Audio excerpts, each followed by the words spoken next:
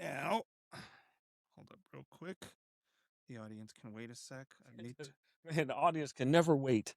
They can wait. They'll be fine. No, they can never be fine. Stop. You know, they're impatient just like we are. Well, No, just like that's I true. am, really. I can't say we. That's good. You know. I just want to make sure that the volume's coming through on this. Yeah. Not as good as yours, but I used to really like scrubbies. I never had scrubbies. That's good. I grew up on woodchuck. All right, yeah, woodchuck's pretty solid. Man, I wish I had wish I had brought my other phone. Yeah. The reason being because being on TikTok and everything, you actually see the comments and what people are actually going to Sure. say. And you know how I am. I I really like to engage those individual people. Sure. Right when they talk this nonsense about masonry and what it is and what it's not from their perspective. And so I'm kind of bummed that I don't have that capabilities. Got birds and foxes and everything else. But it's okay. Hey, TikTok, y'all lucky that I don't have the capabilities to answer a lot of y'all's questions. And the reason why I say that is, man, we have some powerful individuals here, powerful hitters, as you might say, here in masonry within our state. I want to let them introduce themselves so that way you know exactly who they are. Because a lot of times, right, we always talk about how these people are not high enough masons or what have you. But this guy right here, man, he's actually getting Peru next year. I'm just playing with y'all because I know he's not getting Peru. But yeah, I shouldn't have said it because I know some people are gonna be like, "Oh man, he was serious when he said that too." But it's gonna happen anyway. I know. People are wild. Yeah, and so I'm just gonna let these two individual go ahead and introduce themselves.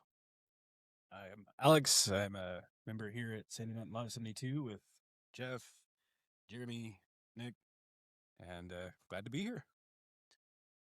Hi, I'm Jeremy. The same. Been at 60, I've been at 72 since 2016.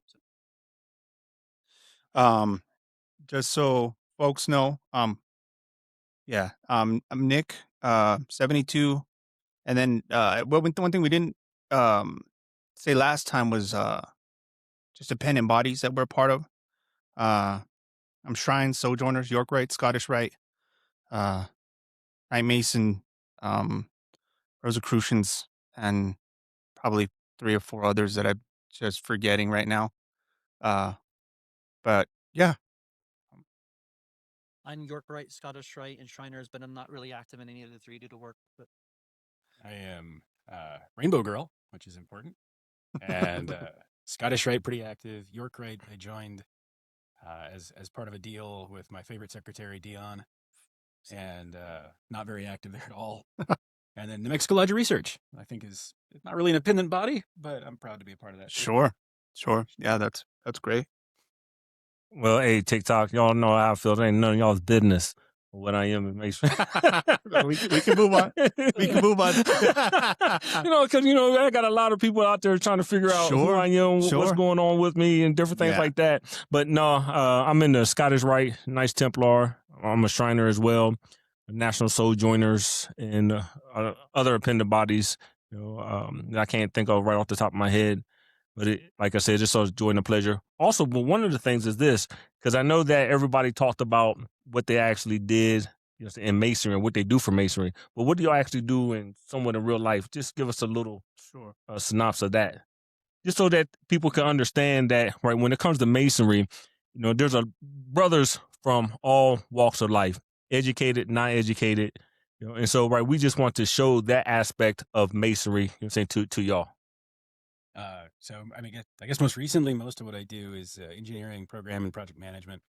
So, working with a lot of different groups here in Albuquerque, New Mexico, kind of just guiding different programs and projects. There's a wide variety. Some of them are optical, some of them are space, some of them are on the ground, some of them are just whatever pays the bills today.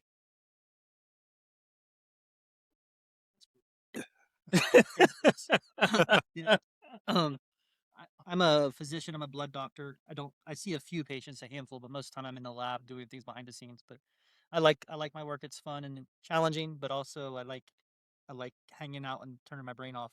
And that's one of my favorite parts about Masonry is like pagers off. I mean, hanging out and chilling, hanging out with other people. And I'm retired, but I still do music. I've been doing music since I was real young.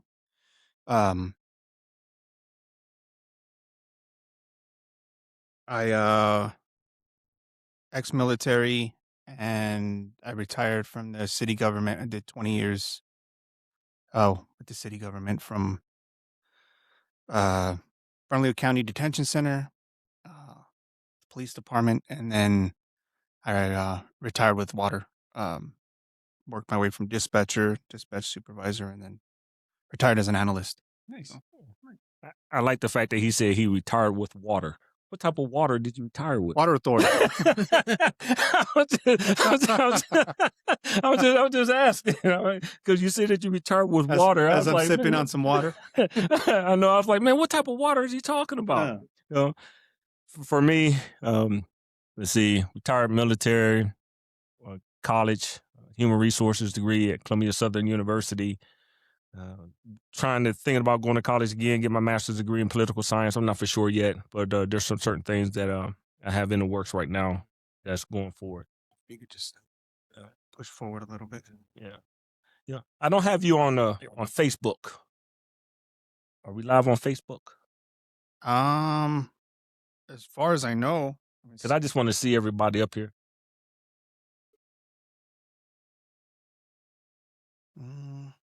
But if not, that's not on Facebook. So yeah, and I know.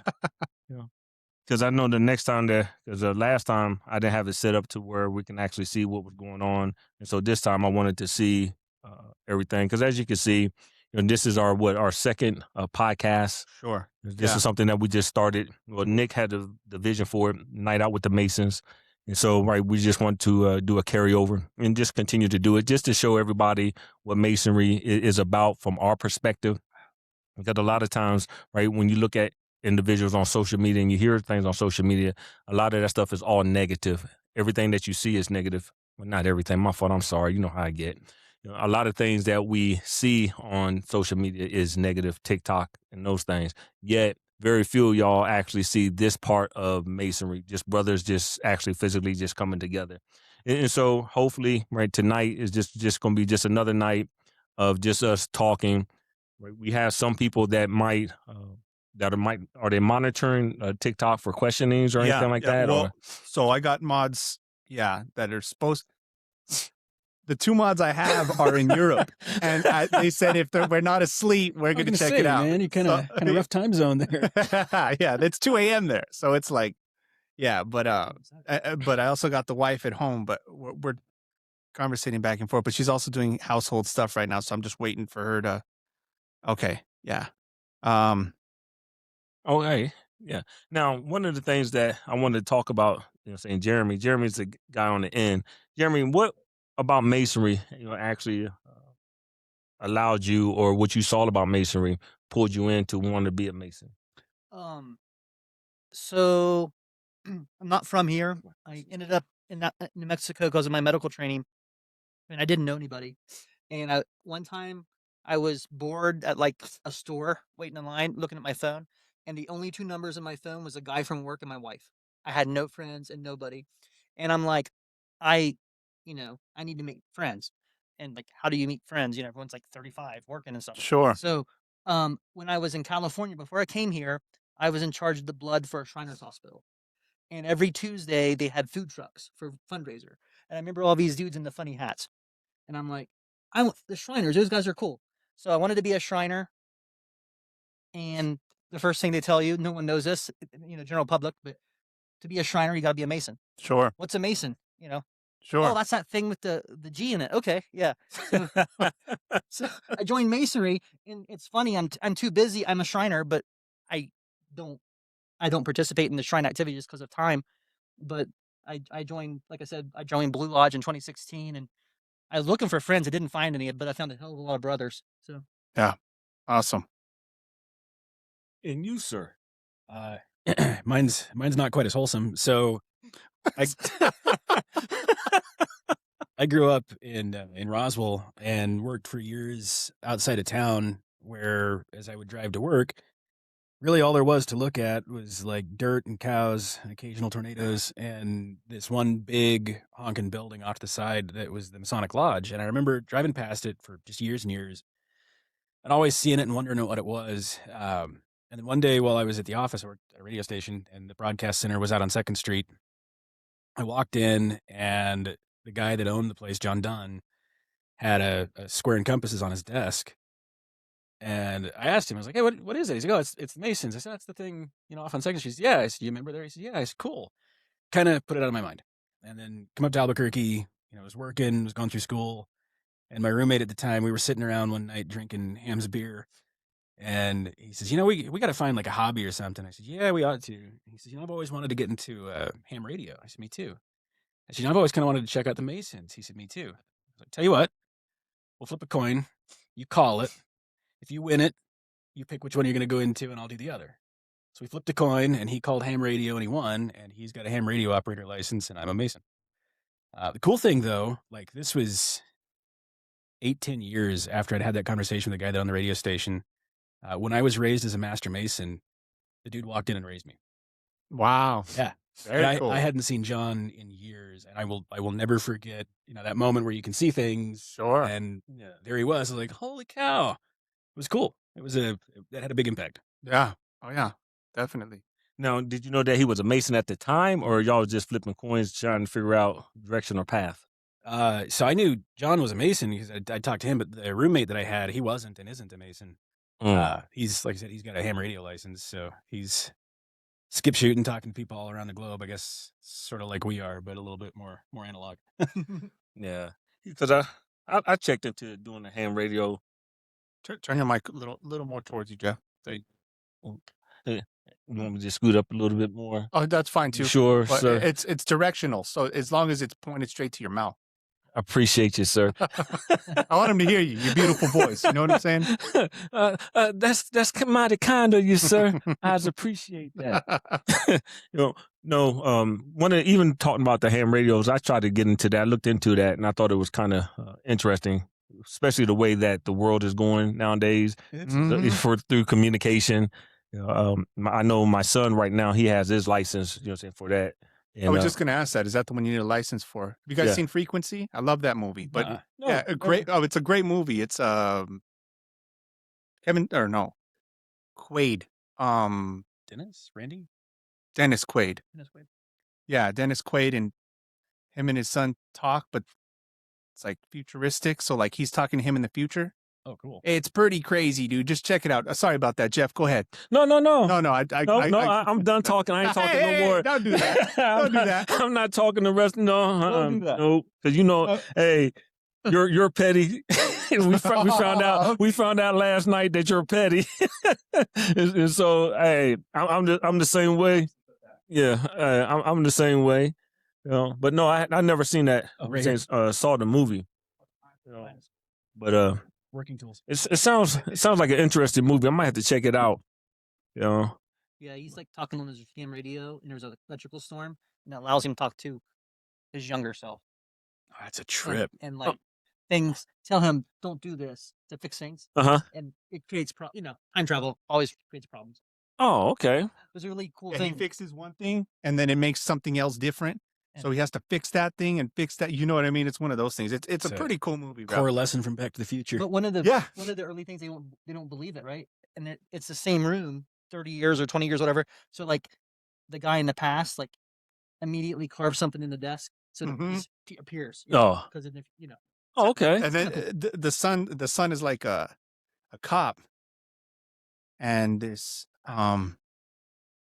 this serial killer comes in, and he ends up killing them all.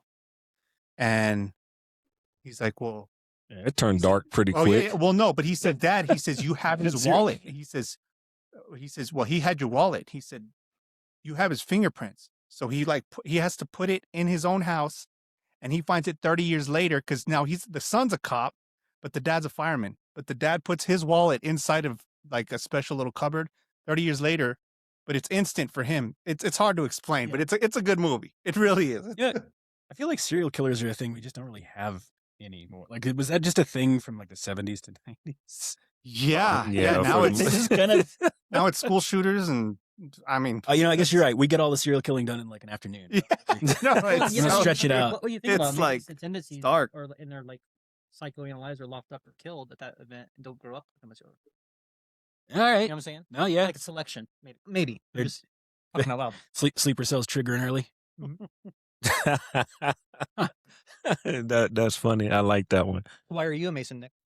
When I was 13, my mom, her work husband was heavily into Scottish Rite, and I need to look him up. I keep saying I'm going to look him up, but he was a Mason, Scottish Rite. So her work husband, he was like, I don't know, 15, 20 years her elder, maybe even 30. But she just walked by and said, "You'd be a good Mason." I wasn't a very good student, but she's like, "You'd be a good Mason." I'm like, okay, well, I don't know what that means, but it, kind of stuck.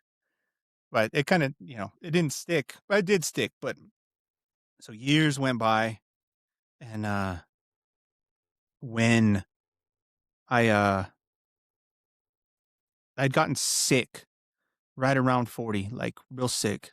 I had came off some meds, and I came off them too fast, and it was a newer med, mirtazapine, and it just, I mean, I turned pale, and like I lost, I think it was 19 pounds in 4 days. Like I was just sick, and I kept going to the ER, and they couldn't tell me what was wrong with me. And it took me months to finally like start to exercise, and it was just because like you're not supposed to quit it cold turkey. Withdrawals will kill you. None of the doctors tell you that. Nobody. They're like, well, I don't know what you're doing, blah blah blah. Like, you're fine, blah blah blah. Meanwhile, my blood pressure is like 190 over like 120, and it's like, does that look fine to you? You know what I mean? Like, Why don't really? you draw blood and see how far the needle goes into the roof? Yeah, exactly. So I'm like, no. So it took me months, and I'm still not the way I used to be. Like I still have, like, ever since then, like I've always had elevated blood pressure. My blood pressure without blood pressure meds is it's pretty crazy. You know what I mean? I mean, I jog and I work out. I do all this, but if I don't stay working out, it gets to be crazy, even with the meds. Wow. So And if only you knew a doctor or something. but yeah, I mean, why get free healthcare? But free is, it's the VA, so it's You get what you pay for. exactly. Fortunately, we do pay for it. You ought to get better. Yeah, but yeah, I mean that is what it is. I won't even get into that. I could go off for days on that. It's a whole separate podcast. Yeah. But so after I started to get better, and I was retired, and like I said, I'm still not 100%. I got my own issues, but I was like, well, I want to start doing something, at least get out of the house, and I was going to the gym and stuff, but that is what it is. And I was still doing music. I was still, I got like 18 albums out, but so I was still doing that, but I just needed something more to occupy my time, I guess. And I was on YouTube, saw Prince Hall Mason, and he was going from, we're going to call it, because I don't remember what states he was going from, but he was going on a long trip. We'll call it California to Florida, because Something like that. yeah, had his family in the car. Halfway through the trip, I think he got his wallet stolen, and so he was left with nothing. I mean, he couldn't, all of his cards are gone. He called the lodge. This is a story he's telling on YouTube. He called the lodge. Brothers he doesn't know, but he's a Prince Hall Mason. Calls the lodge and says, "I'm in trouble. I got my wife. I got my kids in the back. I got a van. We're moving from this side to this side. Can you help me out?" 6 brothers showed up, put money in his pocket up for the night, and got him to his destination. So I was like, to be on either side of that would be beautiful. Whether I'm helping a brother get cross country or anything in between, anything similar would be a beautiful thing. You know what I'm saying? Like and so that's when I went to 4 different lodges, and I ended up here. I went to 60, went to 72, went to Temple, and I ended up here. First time I met you, we were at the Top Golf that day. Yeah, Yep. yeah. Yeah, and actually Jeff had brought me out to that. And I wouldn't even have known about 72. I had said this on the last podcast, but I wouldn't even have known about 72 because the website was down. Oh. So when I had Googled it, yeah. Was that you? Might know a little something about that. Yeah, so I told with Jeff, so I met Jeff at Temple, and I'm like, "You're a master mason?" He's like, "Yes, sir," blah, blah, blah. And I'm like, okay. He's all, well, I said, "Where are you out of?" He's all, "Sandia 72. I was like, "Bro, I never even heard of that." Like, so I'm thinking like, and I had read a little bit about like clandestine Masons, and I'm like kind of giving Jeff like a side eye. Yeah, because I'm like, I never even heard of that, bro. He's like, "No, bro, we're legit lodge, blah, blah, blah." I'm like, okay. We're so legit, we're in the trailer park. Yeah, no, that's true. That's true. That's what David had said. We're literally in a portable. Trailer park boys. Yeah. Oh yeah. But so it was from Temple. He said, well, because I told him when I was there, I was like, well, I haven't quite found my lodge yet. I said, so after this, I told him, I'm gonna go try Prince Hall because I don't know anything about masonry. You know, I'm just trying to see what's out there. I'll try Belen. I'll try, you know what I mean, or Bethlehem or whatever. You know, Edgewood. I'll try Prince Hall. And he said, well, before you try that, come check out 72. So I came here. All the brothers were very welcoming, and the uh the people the ama- the people who were actually in 72, it was such a wide range of types of folks where I was like, okay, this is what's up. And not to say that any of those lodges were any better or any worse. It's just, at the time, 72 to me was most welcoming. So I was like, well, very cool, because, everybody, especially as a man, you kind of standoffish and, it's understood. And that's kind of the vibe I had gotten. And it has nothing to do with the lodge. Maybe it was just the vibe of the night, or, you know what I'm saying? Because I've been to those lodges. They're all excellent lodges, beautiful lodges. But, this one just kind of stuck with me. It just was what it was. So that's where, and then, I joined 72, and that was that. I wish more people would do that. Like, I think one of the things that hurts masonry the most is people go to a lodge that's impressive on the outside, or that they know someone in, or what, and and that's the lodge they join. I think shopping around is so important, and I'm glad that you did that. Like, well, I'll be honest, and I think it should be said. And I'm not, like I said, I'm not shunning anybody. All my brothers are my brothers. I love them all. However, the first lodge I went to, there was a gentleman who, and I think maybe I took it the wrong way, me personally. I don't want to put it on him but he said, in so many words, he's like, I don't know if this is, he said, look, he handed me a petition, nice, super nice, handed me a petition, said, I don't know if this is the lodge for you. I'm not saying it is. I'm not saying it isn't. But we're mostly white collar here. And I was like, well, that's kind of weird to say because I'm tatted down, but I've been white collar my whole career. So I hired analysts from the water authority. Yeah, but that's pretty white collar. I didn't say anything. He didn't know who I was. He just sees the tats and stuff, and I understood. Okay, but it automatically, he was like, you might want to check out other lodges. And I don't think, like I said, I think I took it differently than what he was saying. I think that he was literally saying, go find a piece, because he literally told me, he said, the lodge that you're in, you're going to be spending a lot of time there. Make sure you like those guys. And so I said, okay, cool. And so I took his advice, and, I went and I jumped around to different lodges and had dinner. And yeah, this is where I ended up. Trailer Park Boys, baby. I think the guy telling you like check out other lodges, that's important too, right? Like as a lodge, you kind of want to know what your identity is and what kind of people that you're looking for. And I'm glad he told you to go check out other lodges. Gotcha. Might want to be a little more diplomatic, a little bit. But it was a blessing. So I'm not mad at it. And like I said, I mean, maybe, maybe it was you judge a book by its cover. Maybe it was me. I really don't know. But either way, I'm glad it happened because had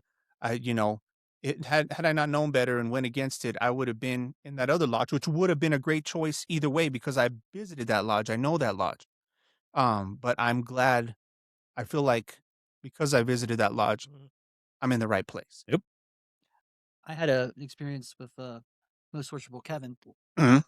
eating dinner one night, before I petitioned.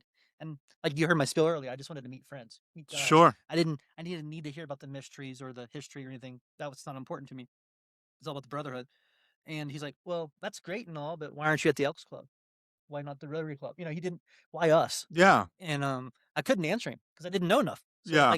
I read about it, thought about it, and a couple weeks later at dinner, I said, well, I think there's this extra component like the morality and the making men better part that's not necessarily part of those other social clubs. Sure. But I was like a deer in the headlights. I'm like, that's a good question. I don't know. It's a really good question. Yeah. So, Yeah, and I will say that the like even when I had gotten the interview here, the brothers were very they were thorough. And the fact that they dug on that question, why? Why do you because and we had mentioned TikTok, I made a lot of good friends on TikTok and a lot of good brothers. I met a lot of good brothers on TikTok. But um one of the things is I noticed during my interview process, and I see why they do it because on TikTok, um, you have a lot of different countries who, when you ask them, because I have a good friend Otanka, and he got permission from the UGLE to go in, and all he was doing was telling people how they can join Masonry once they asked. Okay, cool. That, and then, but he would also ask them why. Why do you want to join? Because he had to. So he's like, he had, there was a criteria. We want you to ask at least these two questions. And okay, cool. So he'd ask them why. And literally 80 to 90% of these people are like for fame and riches. And he's like, you're giving money, dude. Like, what are you talking about? Welcome to our double wide. Yeah, exactly. But you're giving money to charities and you're paying like your lodge dues. We got to keep the lights on and that's all membership dues. Yeah. Like you're not, and then fame, forget it. Well, how are you going to get famous? Do you have a talent? And you got to do that on your own. No Mason's going to help you out with that. If like you want to get famous, a secret society, probably not the right path. Yeah. So it's like, but so that was one of the things. And I used to go into his lab and I met tons of good brothers who would help out in the comments. Cause not only do you have people coming up on a panel, but you have comments that are just constantly scrolling down below where people are, talking and stuff like that. But, so you'd have like 6 or 8 Masons in there, some in the panel helping answer questions and some in the bottom answering questions below. Just saying when people were saying, oh yeah, well, I'm in this country. How do I join? And it's like, well, go to the UGLE website, blah, blah, blah, check and see where your nearest lodge is or where the ground lodge is. And then they will direct you to the, your nearest lodge. Right.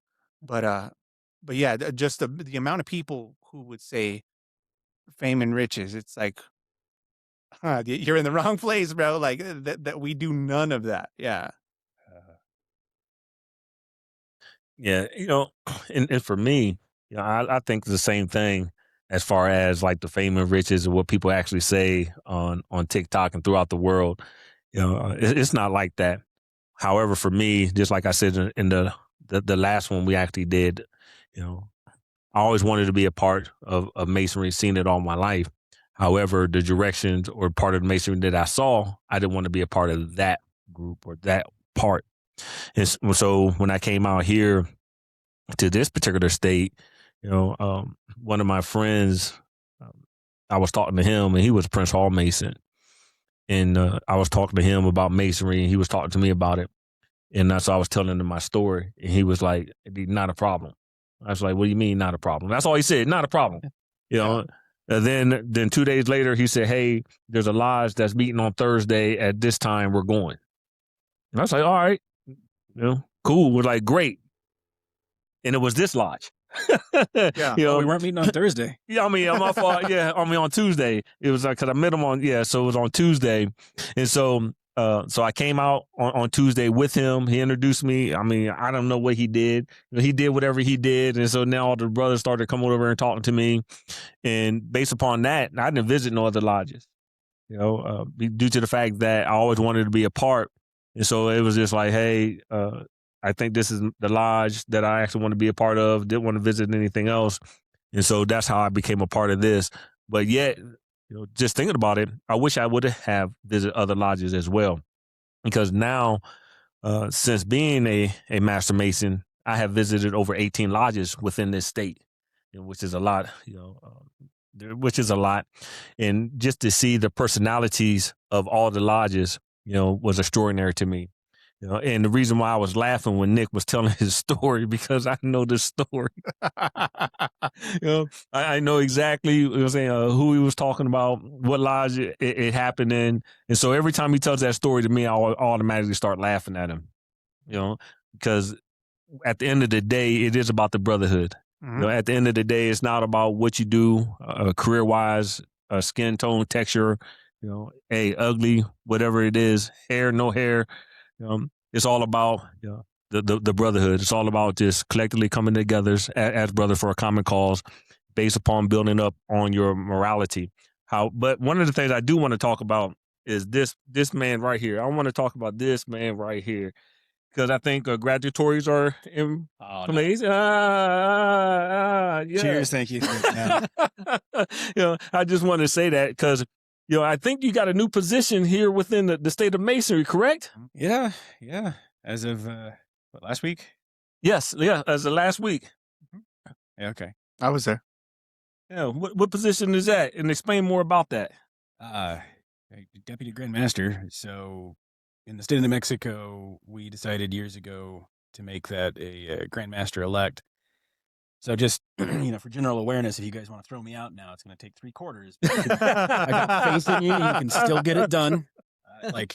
I'm rooting for y'all.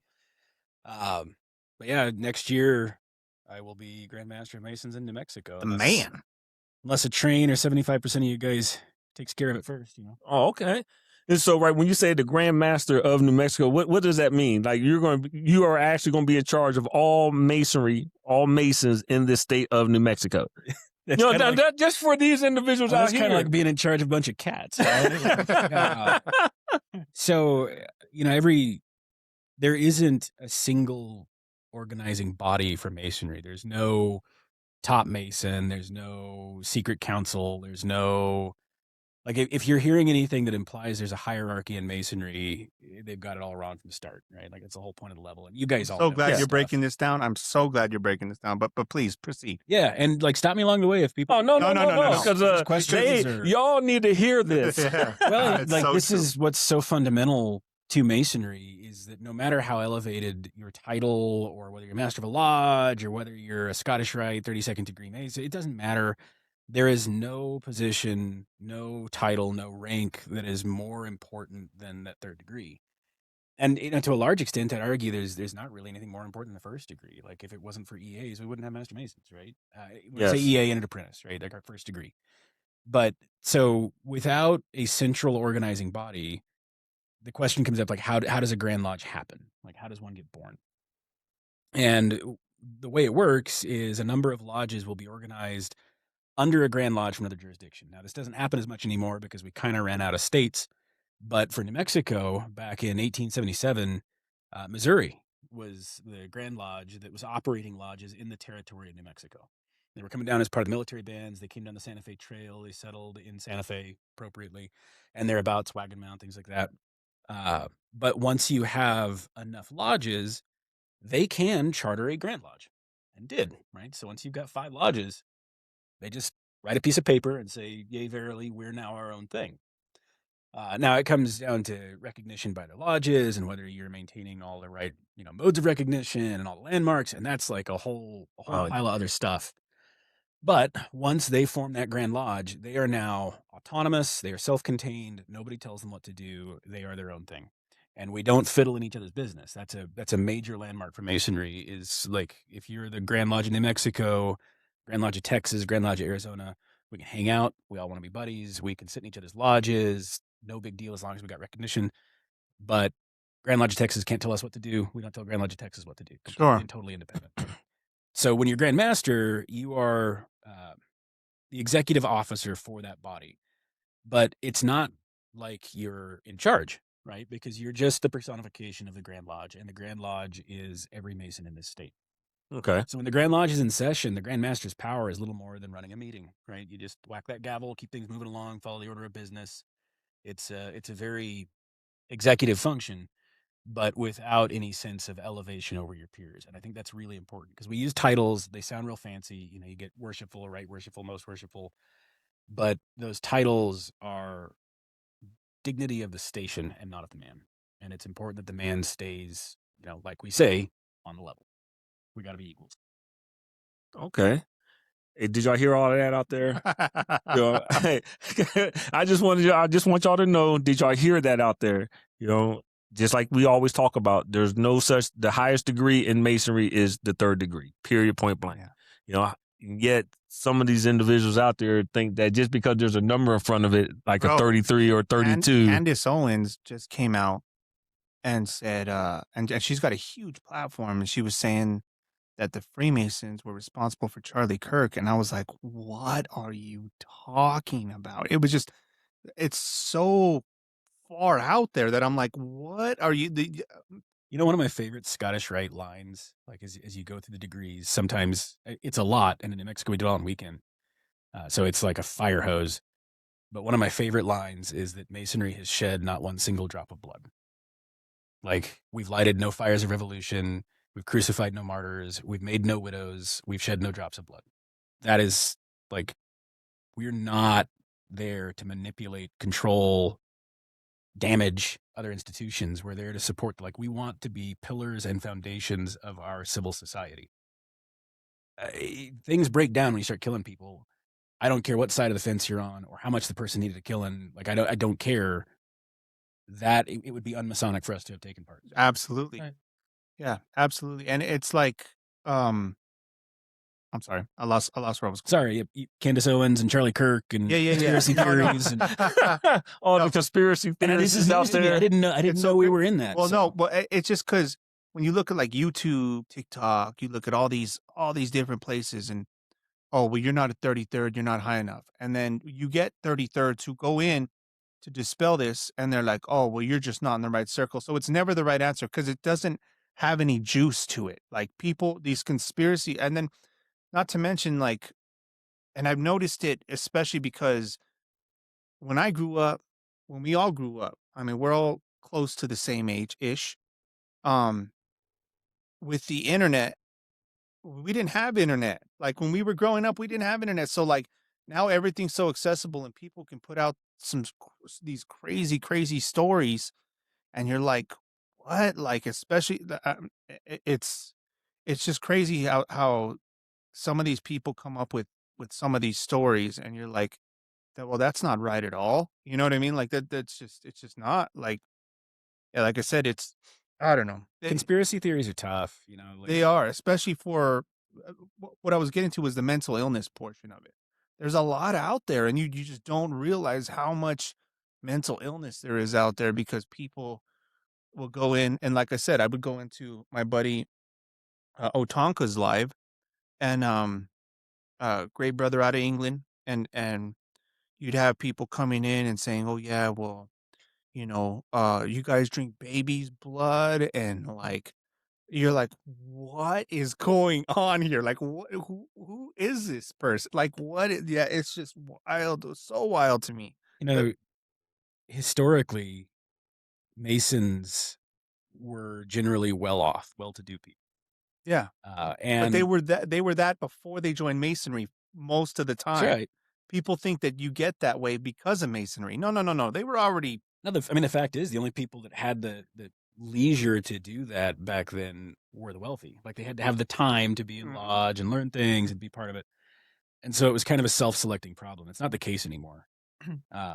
But when that was true back in the late 1800s, there was also a lot of rampant, what in retrospect is like we would just term criminality. Like out here in New Mexico, ladrones banqueros, right? Like, Absolutely. I can't laugh at that. What does that mean?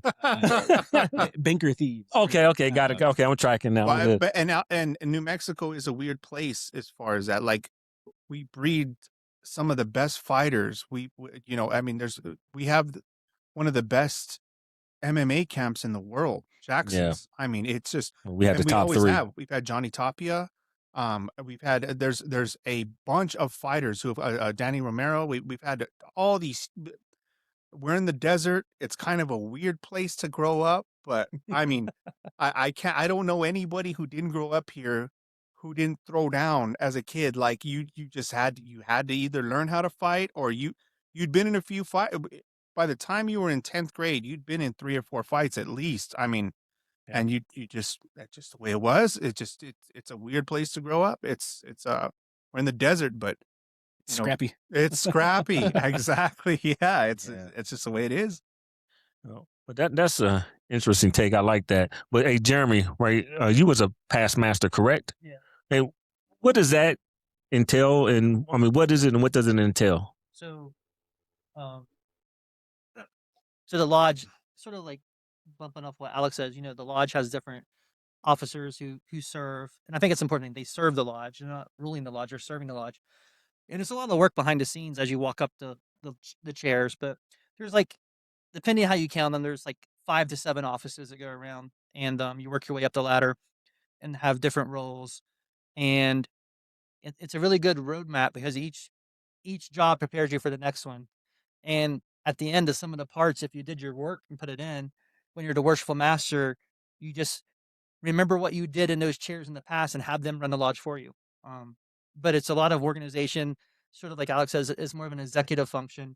You do wear the funny hat and have the gavel for the monthly meetings, but it's more about the work is, getting things set up and just having a great lodge to run it for you, and you just you're kind of like just, making sure things stay between the pillars, so to speak.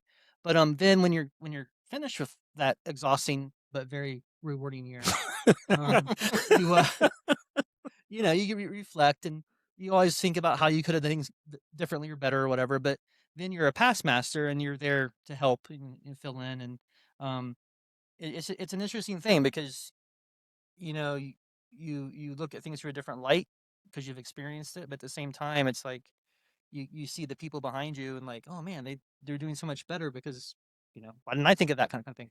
But it's funny, and it's funny, like there's anxiety leading up to it. When you're actually in the chair in the East as a master, it's way too fast. It just blows by. I think I was telling somebody I got maybe a third of my agenda done my year. Show off.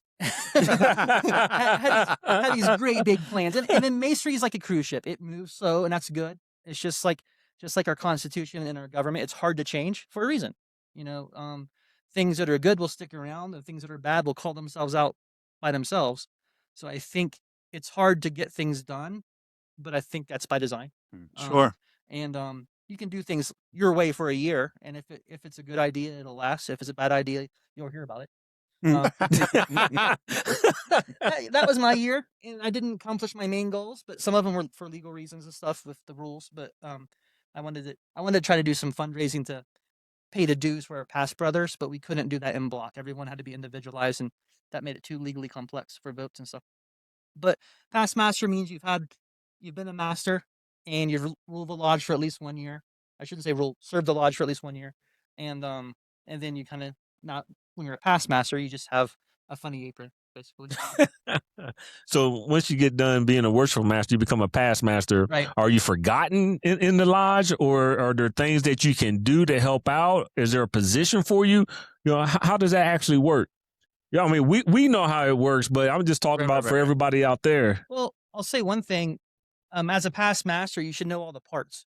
and life happens. People don't show up, and life, work, whatever. So somebody can't be here. The past masters are the people who can sit in that chair with less than 5 minutes notice. And we have one of my favorite brothers here. He's going through a hard time at work getting here, so I've been in his job for most of this year, and it's fun. I get to mess it up every week because I don't remember exactly what to say. But we work together. Past, and there's this kind of a stereotype that past masters are like curmudgeonly and stuff, but it's not true. I think we here to help the lodge, want to watch it grow, and want to you know it's like generations and people, right? You want to leave your children, in this case your younger brothers in the lodge, better than what you inherited. So I think for the most part it's about watching the lodge grow and helping them. Being master of a lodge is a lot like being a dad. It is. Yeah. Let me ask you. I don't know, no details, but were you a drama free? Was your year drama free, or was your year, or was it? My year was COVID. Oh, so you had an easy, you had an easy, hard year. The brothers couldn't come out together, so I was like, yeah. Well, hey, but I have a question, right? When you said that your year was COVID, right? Did you do another year after that because you felt so you didn't feel shortened at all? I was like, no, I'm good. Got it right the first time. Nope. Yeah, there's behind the scenes things that are hilarious. That you're looking for the hidden cameras. Like why are people talking about this? Yeah. I'll give you an example. And again, you want to help people and be good for the community, but right. At the same time, you got safety and rules. So I got a call so for you guys that don't know, our lodge is right next door to the Grand Lodge of the state. So I get a call one night from the secretary of the Grand Lodge, and I'm thinking, we're in trouble. Yeah. Something. Why is he calling me? Yeah. But what it was, we have a water spigot out front, and this homeless guy was stealing water. Yeah. He just broke we had a little plastic cover thing. He broke it off and was using it.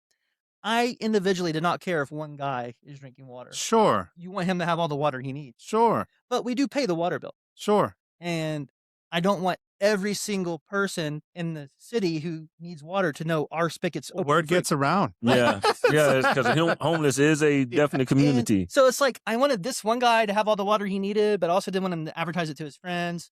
I didn't want to lock up the water in case he needed it. So I came over every day after work for a week or two, and I saw him a couple times. But the question is, what do I do as the boss? It's like, so I talked to my officers, and we gave it a week before we did anything, and he moved one by a week, and we only saw 2 people total, so it was fine. But am I locking the spigot? Am I going to be the guy who locks the water up and calls some guy? That was my biggest drama, and mainly because it involved a non-Mason. Yeah. And then you got bickering and fighting, just like you said, brothers fight, over whatever. And, sure. And it's not about right and wrong. It's about perceptions or different, ages and eras. Sure. So, and then we had one of our favorite brothers. Someone mentioned his name, Brother Dion. I don't know who said Dion earlier, but Dion left us because he went to go be closer to his family up in Washington State, and he was my resource. Ever since I joined, he was kind of like my Masonic compass, Sure. And so I didn't know well, we need to do something for this guy, but what? And so I don't know. We gave him a silver trowel award that we just made up on the spot, but don't tell him that. Yeah, he doesn't know that. Oh, it's too late. It's too late. It's out there. No. But we got him a silver trowel and engraved it. Thank you for your service at Sandia 72. So, but he was a great Mason. We lost him, and that was a big empty spot, for my year. But, yeah, no, not a lot of drama. It wasn't too bad. Very good. There's been worse. People have worse. Yeah. It's funny you bring up being in charge, right, and being grandmaster. You talk about Dion. A lot of the times people say that the real power of the lodge is the secretary, and Dion happened to be your secretary, right? And it's often because they've been there for so long. But every lodge tends to have a heart, the one guy that is kind of the model Mason that everybody else is kind of aspiring to be more like.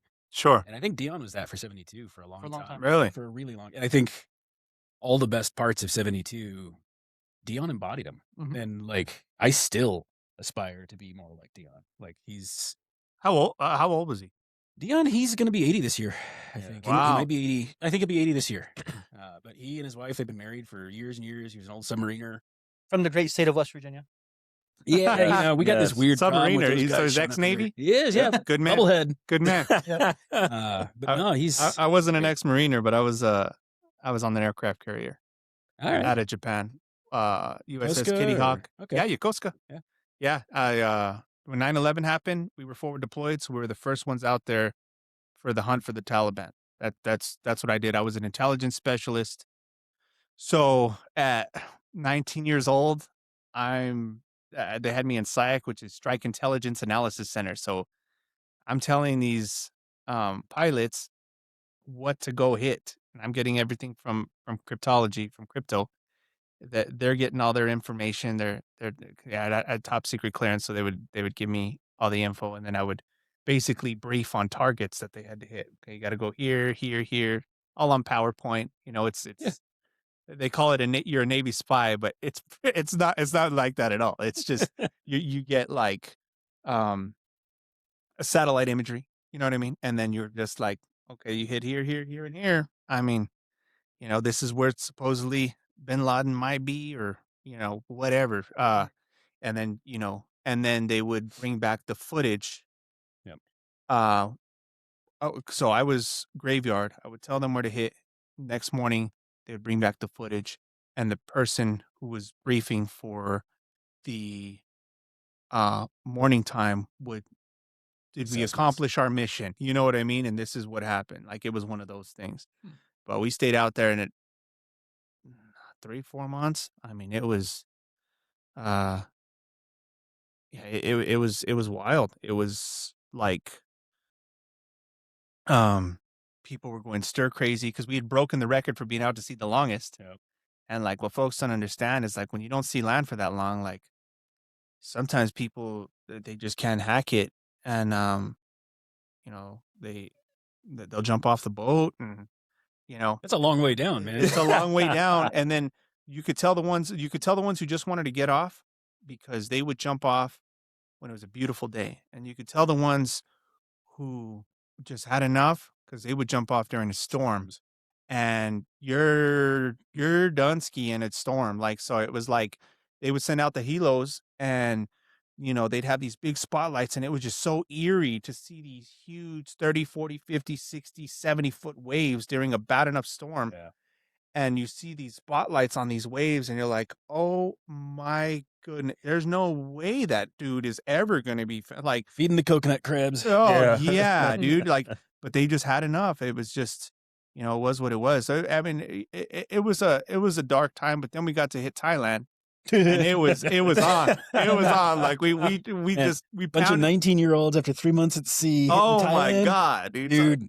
So it was like, I remember my buddy, he said, "You been to Thailand?" I said, "Bro, I never been out of the US. I'd been to Mexico and stuff like that on vacation and stuff like that." But it was like, so he's like, "Well, follow me, bro." So he said, "Bring a backpack." We brought a backpack. We loaded up our backpacks with beers, and we're over there. I'm double fisted with Heinekens, because it was 50 cents a Heineken. So I just loaded up my backpack, and I'm shopping. And what I ended up doing is I shopped for the whole family, and then I sent everything home. Yeah, and I mailed it home, because it's just cheaper that way. And in the Navy, you have what's called stowage. So whatever's in your rack, which is your clothes and your toothbrush and all the BS, that's all you have. You don't have lockers. It's not like that. Like, it's just, you just have and it's about 8 or 9 inches high, and it's as long as you can sleep. That's all you have for what you own. You know what I mean? And that's glamorous too. You were hot racking. Well, we were not hot racking. I was not a sub. I was not a submarine. But yeah. So so I sent everything home, but I just remember being double fisted. You're 19. You're like, oh, you haven't seen land for 3 months, 3+ months, 4 months. It was the land you missed, I'm sure. Yeah, we won't get it. We won't get into the other stuff, but yeah, it was wild. I mean, there was I was too scared to, honestly, I was too scared to do anything there, just because they had something you can't throw back. Well, they had medical come in. And They had medical come in and brief us on, okay, well, Thailand has this, and this. You come back, we'll use your pistol cleaning kit. Yeah, that's exactly. So yeah, so you'd be like, okay, well, but you know, me and like I had told my wife, because me and my wife were, you know, we were together at that time, and so but I had told her, I mean, I'm very honest with my wife, so like you'd have the girls who'd come and they don't know much English, so it's just sexy man, and they'd walk up, and some of them would like even walk up and grab your junk, and you'd be like, whoa, whoa, whoa, whoa, whoa, whoa, whoa, back up, son, back up, like, okay, cool, I don't, yeah, no, I'm cool, but yeah, I did get pretty lit up, like it was for a 19-year-old, it was fun, it was a blast, and we had a curfew though, because I was E3 and below. So the E4s didn't have a curfew, but I was E3 and below, so I had to be at the ship back by midnight. So that was that. That probably kept you out of a lot of trouble. It did. It did. Yeah. Because I mean, you know, I'm a man at the end of the day, and you know, we all got our weaknesses and stuff like that. But so I just went back to the boat, and then Yokosuka, Japan was, you know, that had its own thing. It was a I brought, in fact, I brought my wife out to Japan, and she had a blast. She spent almost a week out there with us, with me, not with us. But I was temporary assigned duty, so you have to do 3 months temporary assigned duty at the chow hall if you're E3 and below. Okay. So you're wiping tables.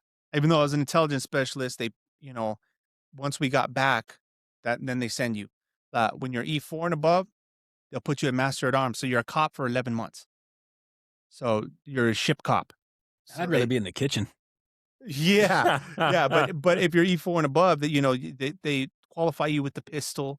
They you know, and then you got to wear fatigues rather than your regular Navy uniform, and you got to walk the ship, and you got to handcuff folks if you find, you know, crazy stuff. I mean, I got tons of Navy stories that are just hilarious. Yeah, they're just comedy. I'll have to, you know, that I have to tell you guys some of the stories, you know, later on. But yeah, it's funny Navy stories.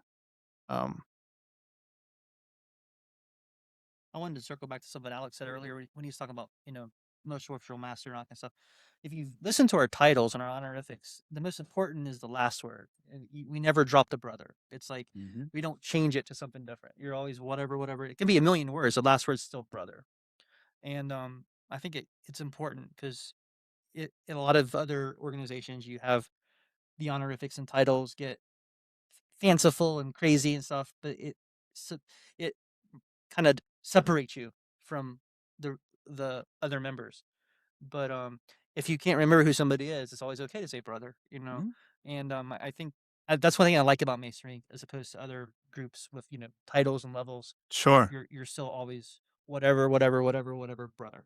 And right. I think that's important. At least to me, it's important that it kind of keeps us on the level. And also, it's easy if you forget somebody exactly what they are this year because they moved up a rank or whatever. You can just call them brother and shake their hand because at the end of the day, they're always going to be that, and you won't mess up. And one thing I noticed is even if you don't know their title, especially if you're a new Mason, I was calling everybody brother. Even like, well, do you know who just shook so and so's hand? And I'm like, no. They're like, well, did you tell him this? I'm like, no, I just called him brother. Like, I don't know, you know. And they're, you know, 95, 98, 99% of folks, they don't care. They're just like, they're very humble. You know what I mean? It's just the humility for most folks, and I can't speak for everybody, but for most folks, you know what I mean? The humbleness of everybody is pretty, you know, across the board. It's like, okay, well, he's a newer Mason, he doesn't know, or even if he's not, I don't care. Right. It is what it is. It's also helpful for people like me. I'm good with faces, but I'm horrible with names. So yeah, I'm bad with both. I'm just it's us and Hulk Hogan, man. Just call everybody brother. Yeah, because you know that's one of the things that I liked, Jeremy, about what you said. Right, when you was actually the worshipful master, when you actually ruled the lodge, and then once you got done being a worshipful master, now you're a past master, but yet you're going back, you know, and filling up the seats and doing jobs that you once was in charge over. Hey, I'm in charge of y'all now. I'm going back to fill those seats, and that's one of the things that I like about say Masonry as a whole, because right when you're actually in it and you actually get to be a part of it, right, you actually are able to see the humiliation. I mean, the humiliation, the humility. Yeah. both. Right, you actually see the humility that we actually serve, within, and I like that. I like to see that, because right when y'all actually talked about Dion, Dion was, he actually came to my house. He was actually part of certain things when he came to my house, and to this day, I still call Dion up, ask him questions, saying for guidance. But when he came to my house, the first thing he said to me, he sat down at my table. He just looked, and I saw him keep looking. I was like, man, what's he looking at? Like, what's going on? He was like, why do you got all of those egg cartons on the top of your refrigerator? And I was like, what are you talking about? Well, at the time, I was trying to get some chickens. And so I saved all of my egg cartons for about a year and a half. And I put them on top of... You had egg cartons before you had chickens. Yeah. You know the whole thing about counting your eggs? Exactly. And so I probably had at least about like 25 to 30 egg cartons, like from the top all the way up to the ceiling. And for him, he was just like staring at the egg cartons, and he was wondering like, what is he doing with all these egg cartons? And that's the first question he asked me was, why do you have all those egg cartons on the top of, what are you doing? And I just sat back there and I just looked like, huh? Like, I was just shocked at it. And then I told him. He was like, oh, okay, I see now. Thanks for letting me know. And I just remember that story because it was one of the funniest things for me. Because like I said, this is the first time he's at my house.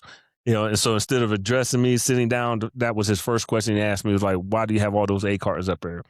Because, I mean, trust me, I'm going to take a picture of it. I still have those egg cartons up there right now.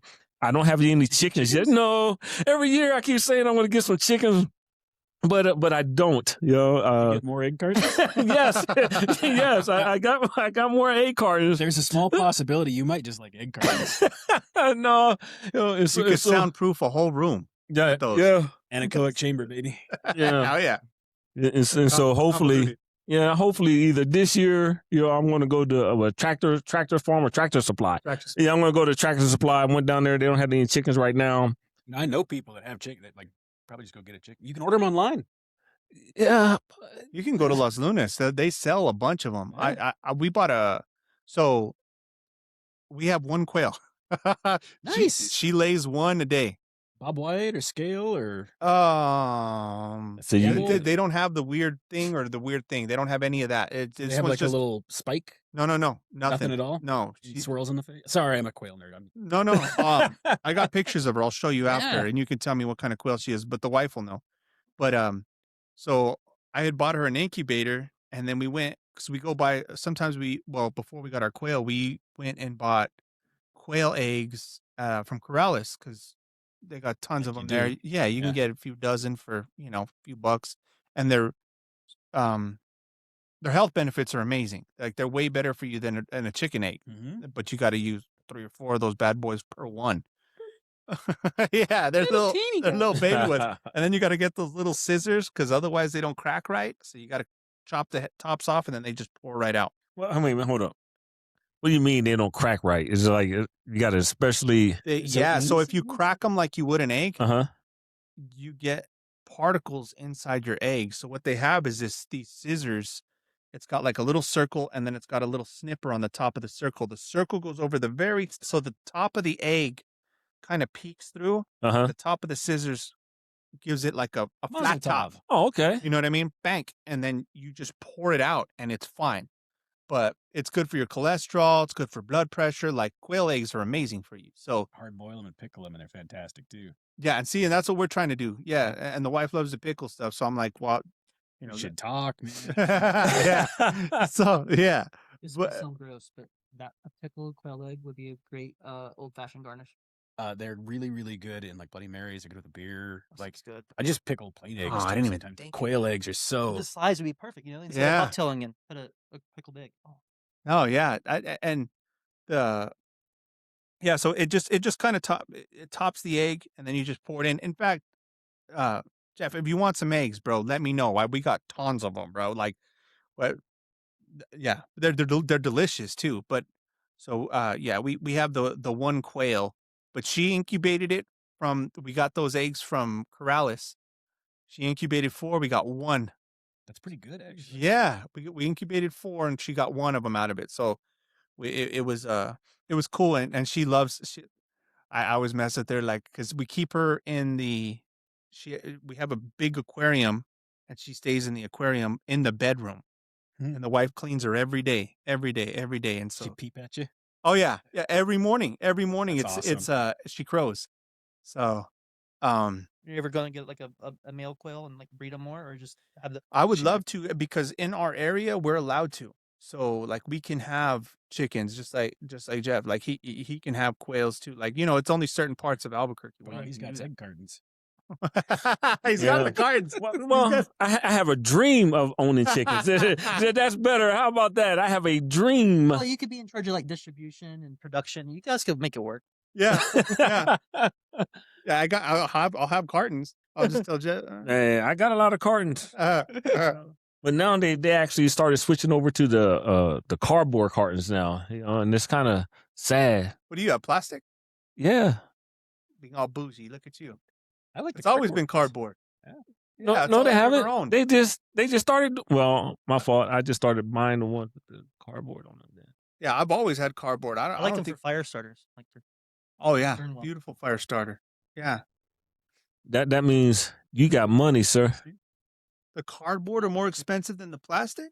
Nah. Yeah. No. I mean, maybe the styrofoam. I couldn't afford them. So you must got money, sir. Well, he's got a quail. I can't even afford a regular egg. What are you talking about? Yeah. Hey, did you actually buy the quail or you caught it? So no, we got. I think we bought 4 dozen quail eggs, and then I had bought the wife the incubator like a year before, and she said, "I'm gonna take these 4 eggs. And I'm gonna try it." So cool. So she went. She just threw them in there. She threw the 4. We ate the rest over time. And she's like, "One's moving."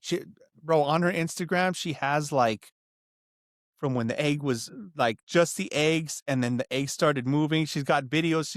She documented the whole process. That is her baby. So I mess with her now. Like I said, the quail's in the bedroom with us, and I'm like, man, she looks delicious, babe. And she just gives me this look like, don't you ever, you know what I mean? I'm like, I'm just saying, What's the quail's name? Her name is Noodle. Noodle. Good name. Egg noodle. Yeah, egg noodle, exactly. How long have you had it? I'm gonna say 8 months to a year. Not bad. Yeah, and she gives an egg a day. I mean, right as rain, bang, bang, bang, bang. Winter? Even through the winter, but we have her on a light. All right. So she's not going by that clock. She's going by the light that we have. The wife when I first met her, she had That's like Masonic. Going by the light. Yeah, but when I first met the wife, she had 3 snakes. She had guinea pigs. She had all my homies used to tell me, they're like, "Damn, bro, me and the other friends talked about it, and I think we're gonna start a petting zoo. We're gonna make some money off you." And that was their joke to me, but because the wife had always had so many animals, but she was animal control since she was 13. She started as a youth worker and then worked her way up from kennel worker to an animal control officer, and then worked in Rio Rancho as an animal control officer, and then Albuquerque as an animal control officer until she was 24, 25. That's and then a tough gig, man. Yeah, she loved it. But she loves animals, like loves animals. Right. Even the hunting portion of it, she was skeptical at first, and then we'd go out, rabbit hunting and squirrel hunting and stuff like that. But she actually enjoyed getting the furs and doing the furs and eating the meats and stuff like that. So she just loves animals, from the start to finish, whether it be taking care of them or dispatching them. Yes, thank you. And that's one of the things that you know, I love about Masonry is just sitting back and just listening to the brothers. Because I would have never. I've been knowing you for what 2 years, 3 years now, and I have never known that you had quail. You had a quail. My fault. One Yeah, yeah, quails. Yeah, you had a quail. Yeah, So far. yeah. And I never knew that. And I've been over your house several times. Yeah. More than 20. And I'm she don't come out the bedroom. So we have a cage for her. And the wife has taken her out into the backyard. She's not with it. She just does not. That's she doesn't want to move. She gets so dang scared. She's scared of it, but it's because we sheltered her. And she doesn't know the outside world. She freaks out. And so we're like, okay, we'll just keep her in the bedroom because she just doesn't do well with it. Inside, you got that nice lamp. Yeah. Outside, you got owls and hawks. Yeah, exactly. Coyotes and foxes and skunks. And... Yeah. What you're saying is inside she's safe, but outside she has to wing it. Yeah, that's nice. Now I got it in my face. Clearly. A little bit. Yeah, that was funny. That's good. Mm-hmm. That's really good. Mm-hmm. Yeah, and so, Jeremy, how long you been here in New Mexico? In Mexico, I've lived a total of 14, but it's like 1 year, been a gap, and then I've been here 13. Okay. And you grew up in West Virginia? West Virginia. Did you go to school in West Virginia too? Yeah, I did. Well, I went high school, West Virginia, and did undergrad in St. Louis, and then I went back for 10 years for my medical school and residency in West Virginia. So, okay. Then my last year, when I specialized in blood, that was at UNM. That's why that was my New Mexico connection. What is the That's West Virginia Harvest whitetail jerky that my father-in-law made. And it's outside. Oh, it's deer? Yeah. Give me some. It's real good, dude. Give me some. I haven't had deer in years. I was very stingy. I brought like a little bit. The rest of it's home for me because I'm greedy. Man, you're real close to being the same line as New Mexico because you went from West Virginia to Missouri to here. Yes. And we came from Missouri, but their charter came from Virginia, not West Virginia. And just for the record, Brother Jeff's from West Virginia. And the guy we've been talking about, Dion, he's from West Virginia. So for some reason, 72 attracts the Mountain State. Well, Sandia Mountain Lodge. Yeah, maybe that's why. To be honest, I didn't tell this part of the story. When I joined, I was only available Tuesday nights. So it was like 72 or bust. Perfect. Yeah. But yeah. So. What made you decide to become a doctor? Panic. So long story. I got a bachelor's in biomedical engineering. And it was about 5 years too early. The industry didn't know what to do with us. So all the preceding classes, you got like a chemical or mechanical or electrical engineering degree and a master's. And all the companies that were hiring biomedical engineers hired masters. And they didn't know what to do with a bachelor's. They didn't know what to pay us. They didn't know our skills.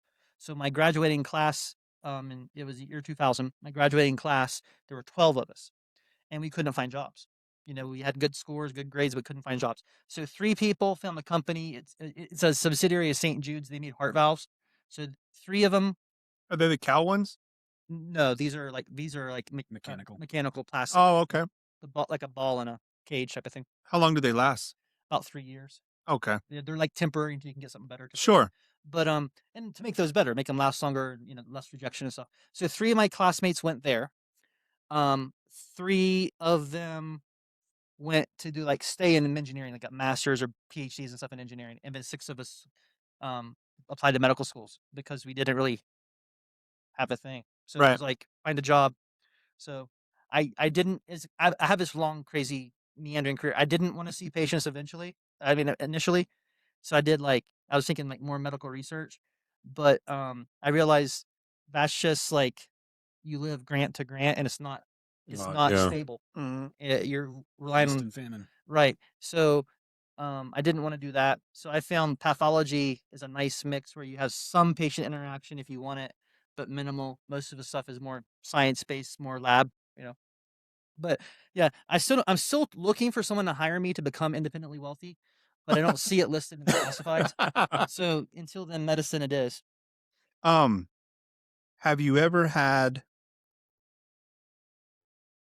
in real life, outside of the job, where your medical training, you've had to put it into effect right here, right now, I always wonder that. House. Yeah, like, you see the movies where somebody's choking or somebody, I'm just Car asking because accident, I'm yeah. not a doctor. No, I've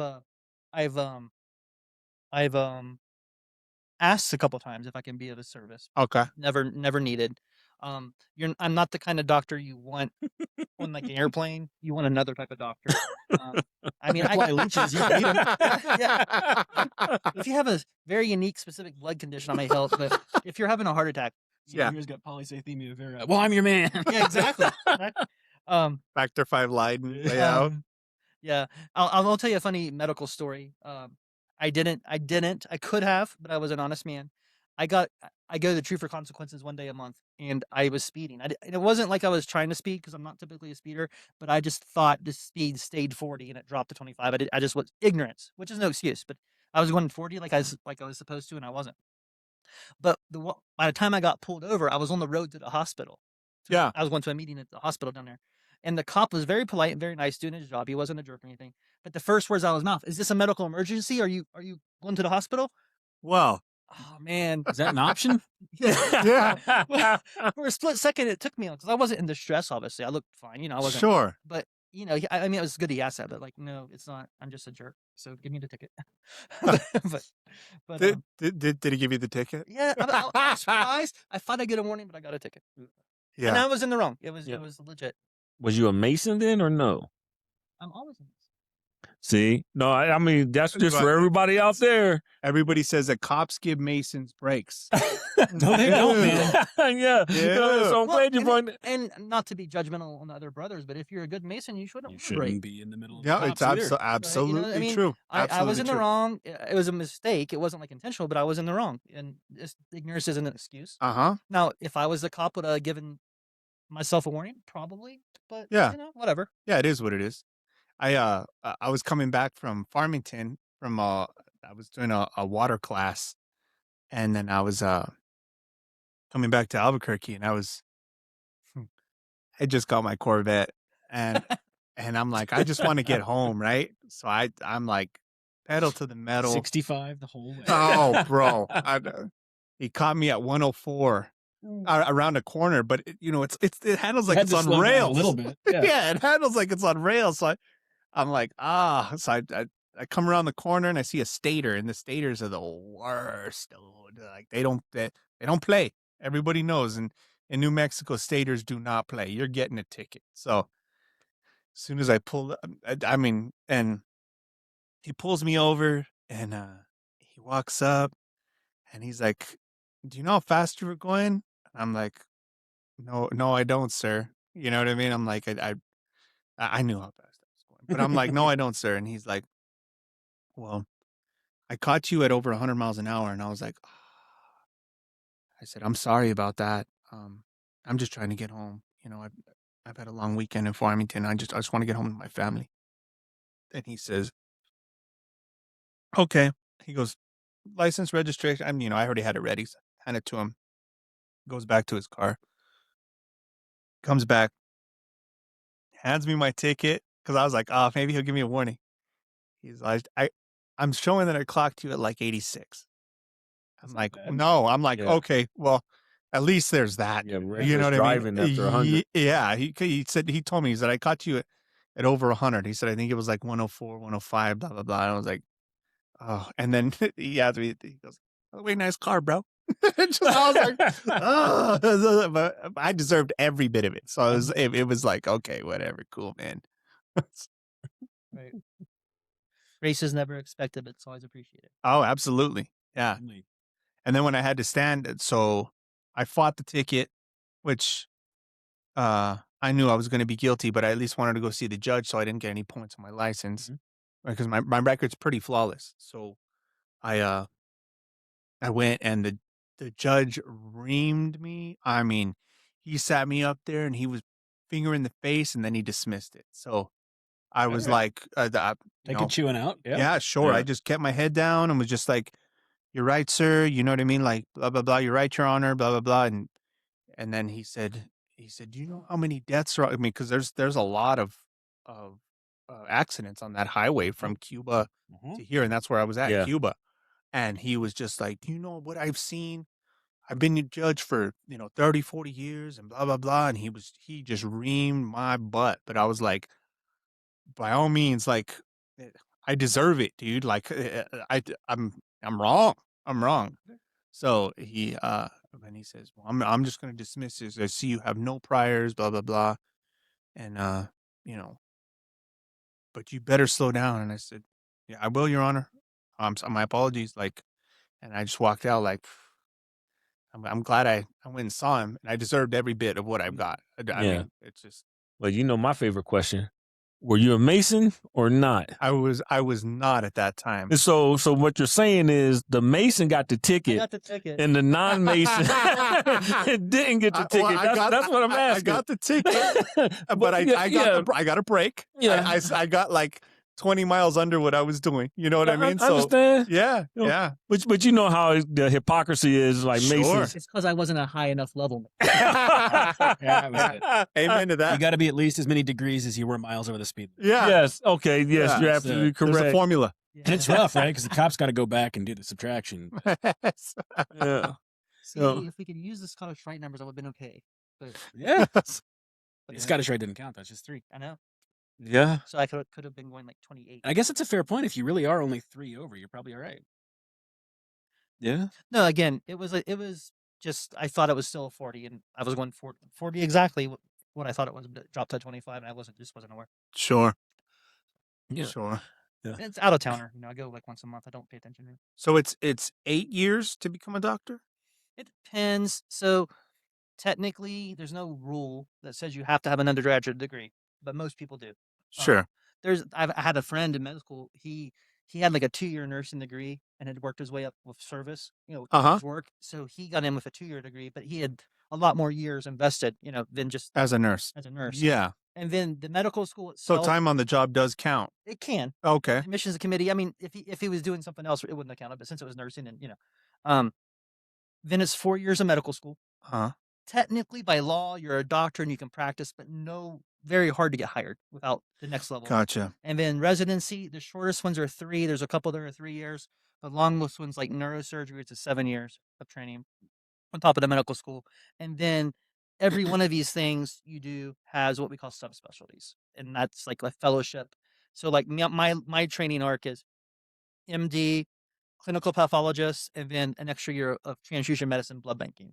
Okay. So I don't have to do transfusion medicine, blood banking, but I did because I was interested in it. But like for example, you can do internal medicine, cardiology, and then if you want, you can do like they call it electrical medicine, which is like pacemakers and stuff. or Sure. Interventional, where you're doing the cabbages in the. Sure. So there's all you can go forever, but the average is 8.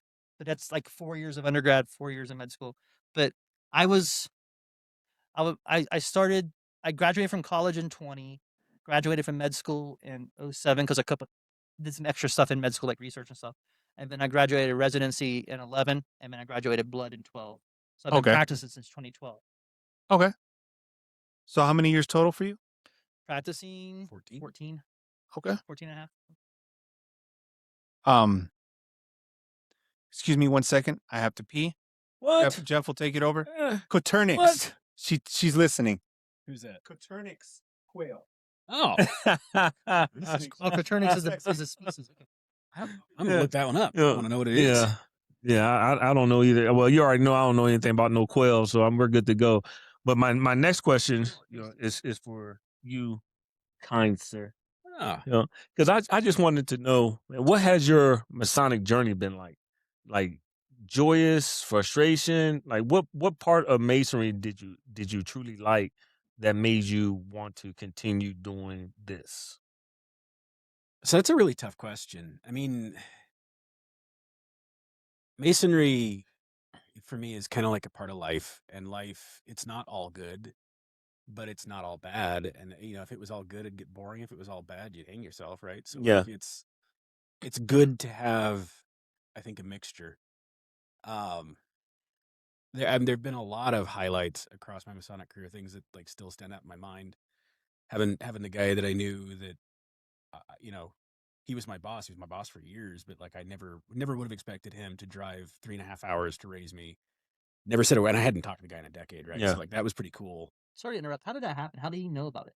I don't know. So my best guess, he was a member at Temple, and I guess maybe they put the names of the candidates out or something like that. something. Okay, I'm just curious. He must have seen it and recognized the name. I've never had the chance to ask him.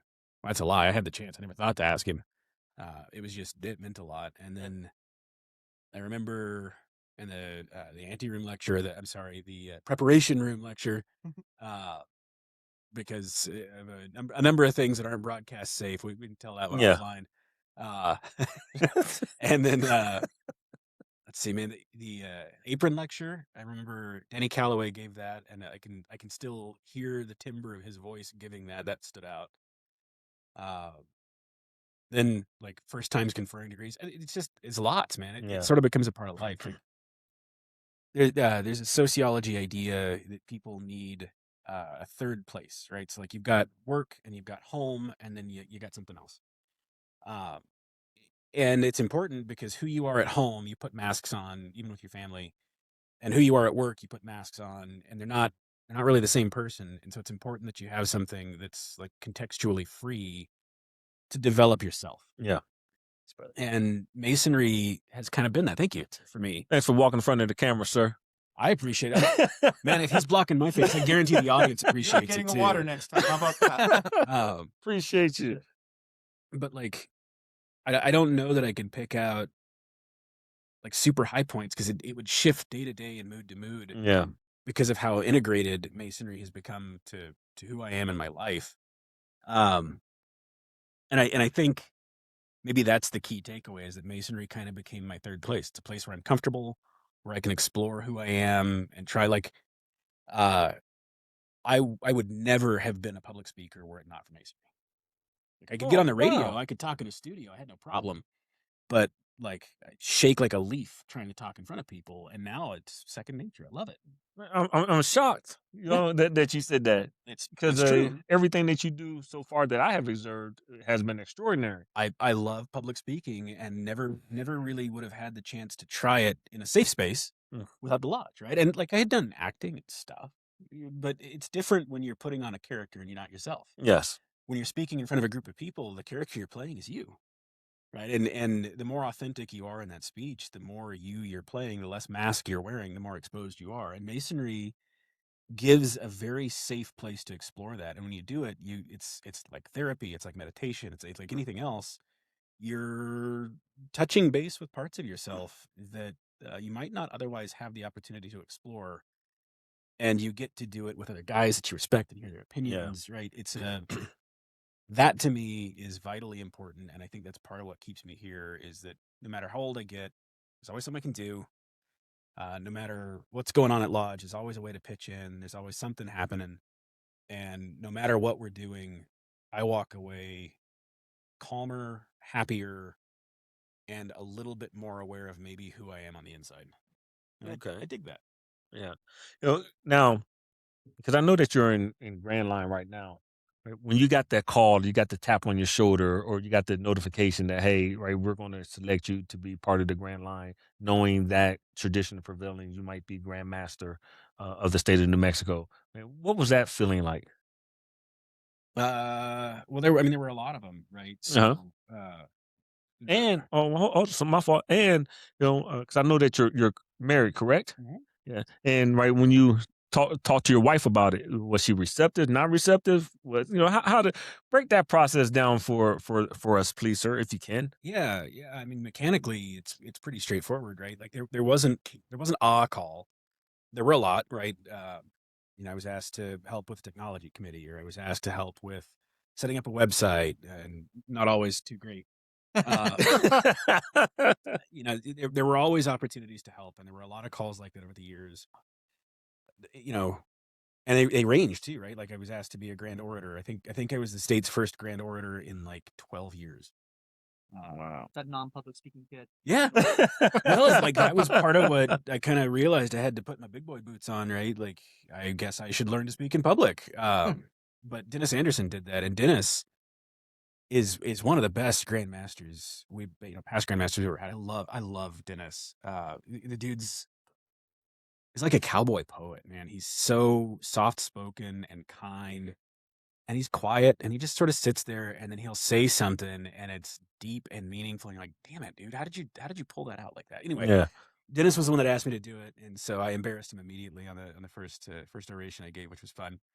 That's how I show love, you know. You gotta tease people. Yes. But when they called to be a DDGM, that was like the real serious one. Right? What does that mean? District Deputy Grandmaster. Okay.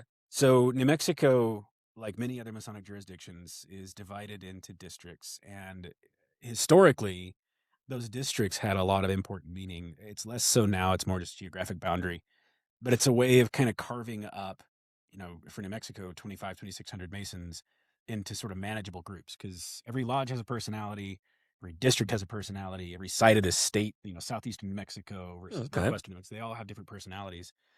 And so carving them off in the geographic regions kind of allows people to pay more attention and be more ingrained in their community and in the other Masons around them. So when you're being sort of scoped for Grand Lodge, traditionally in New Mexico, they would put you in for a district deputy grand lecturer. So you're responsible for the ritual in a district.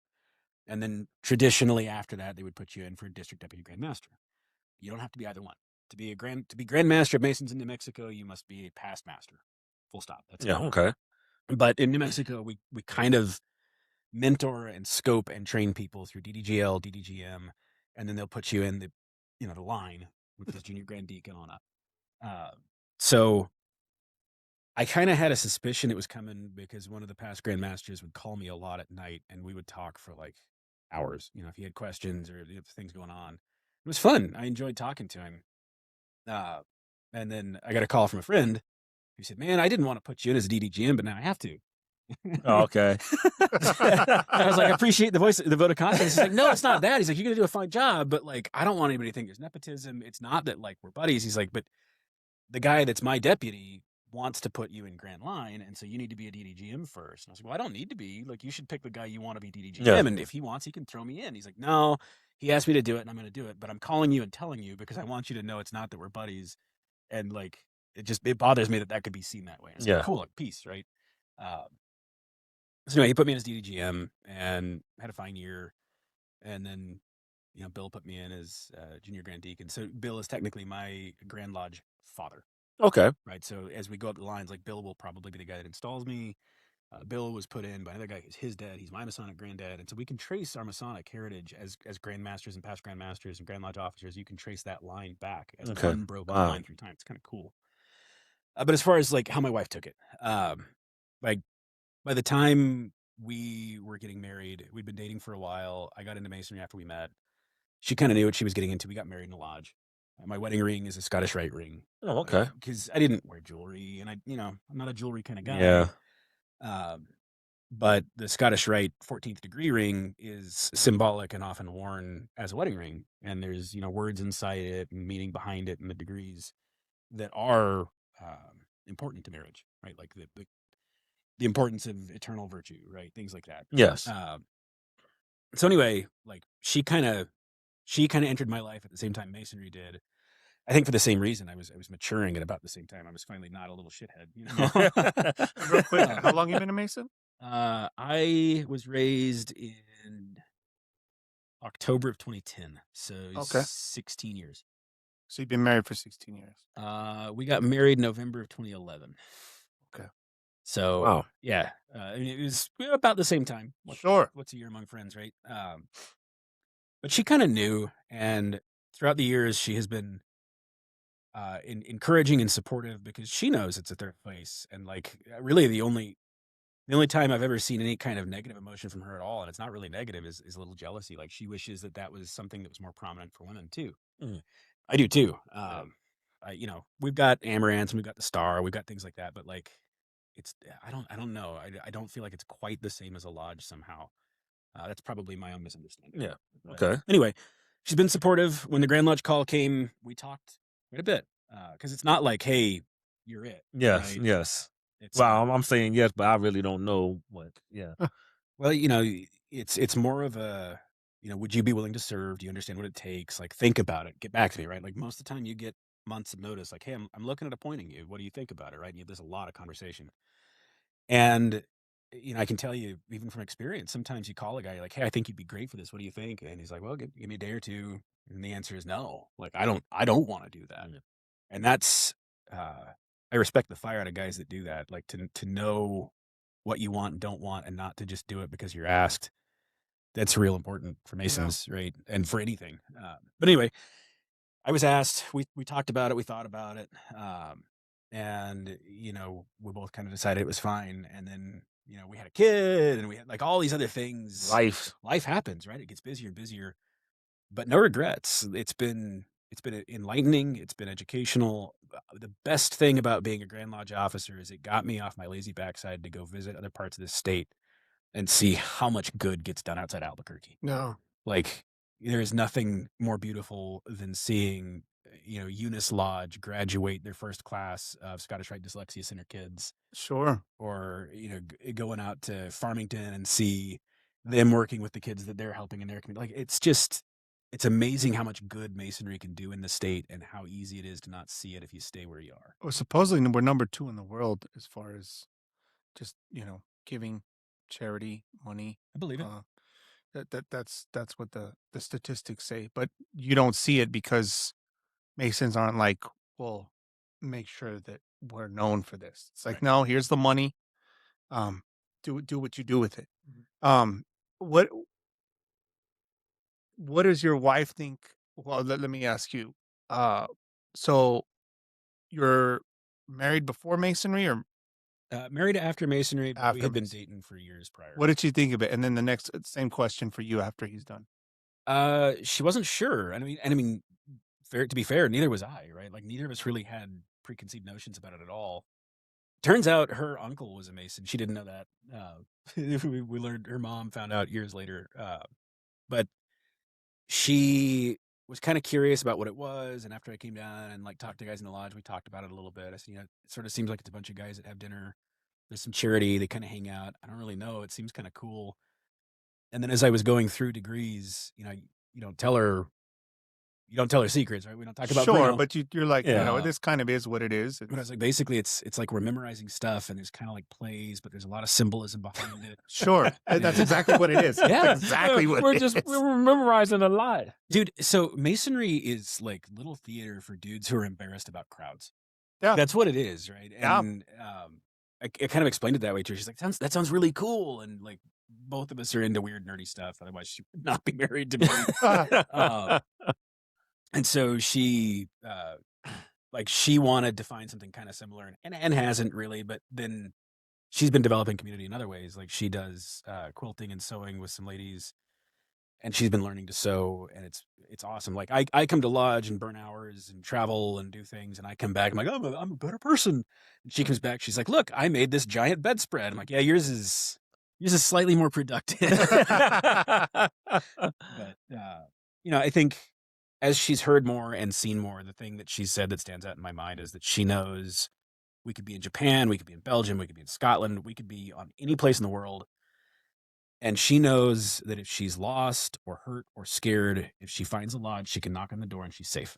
Absolutely. And I'm like, you're damn right. Like, that's exactly the way that you should feel about it. And it's one of the things that I use to gauge guys when, we have trials, when we have people who want to petition and join the lodge.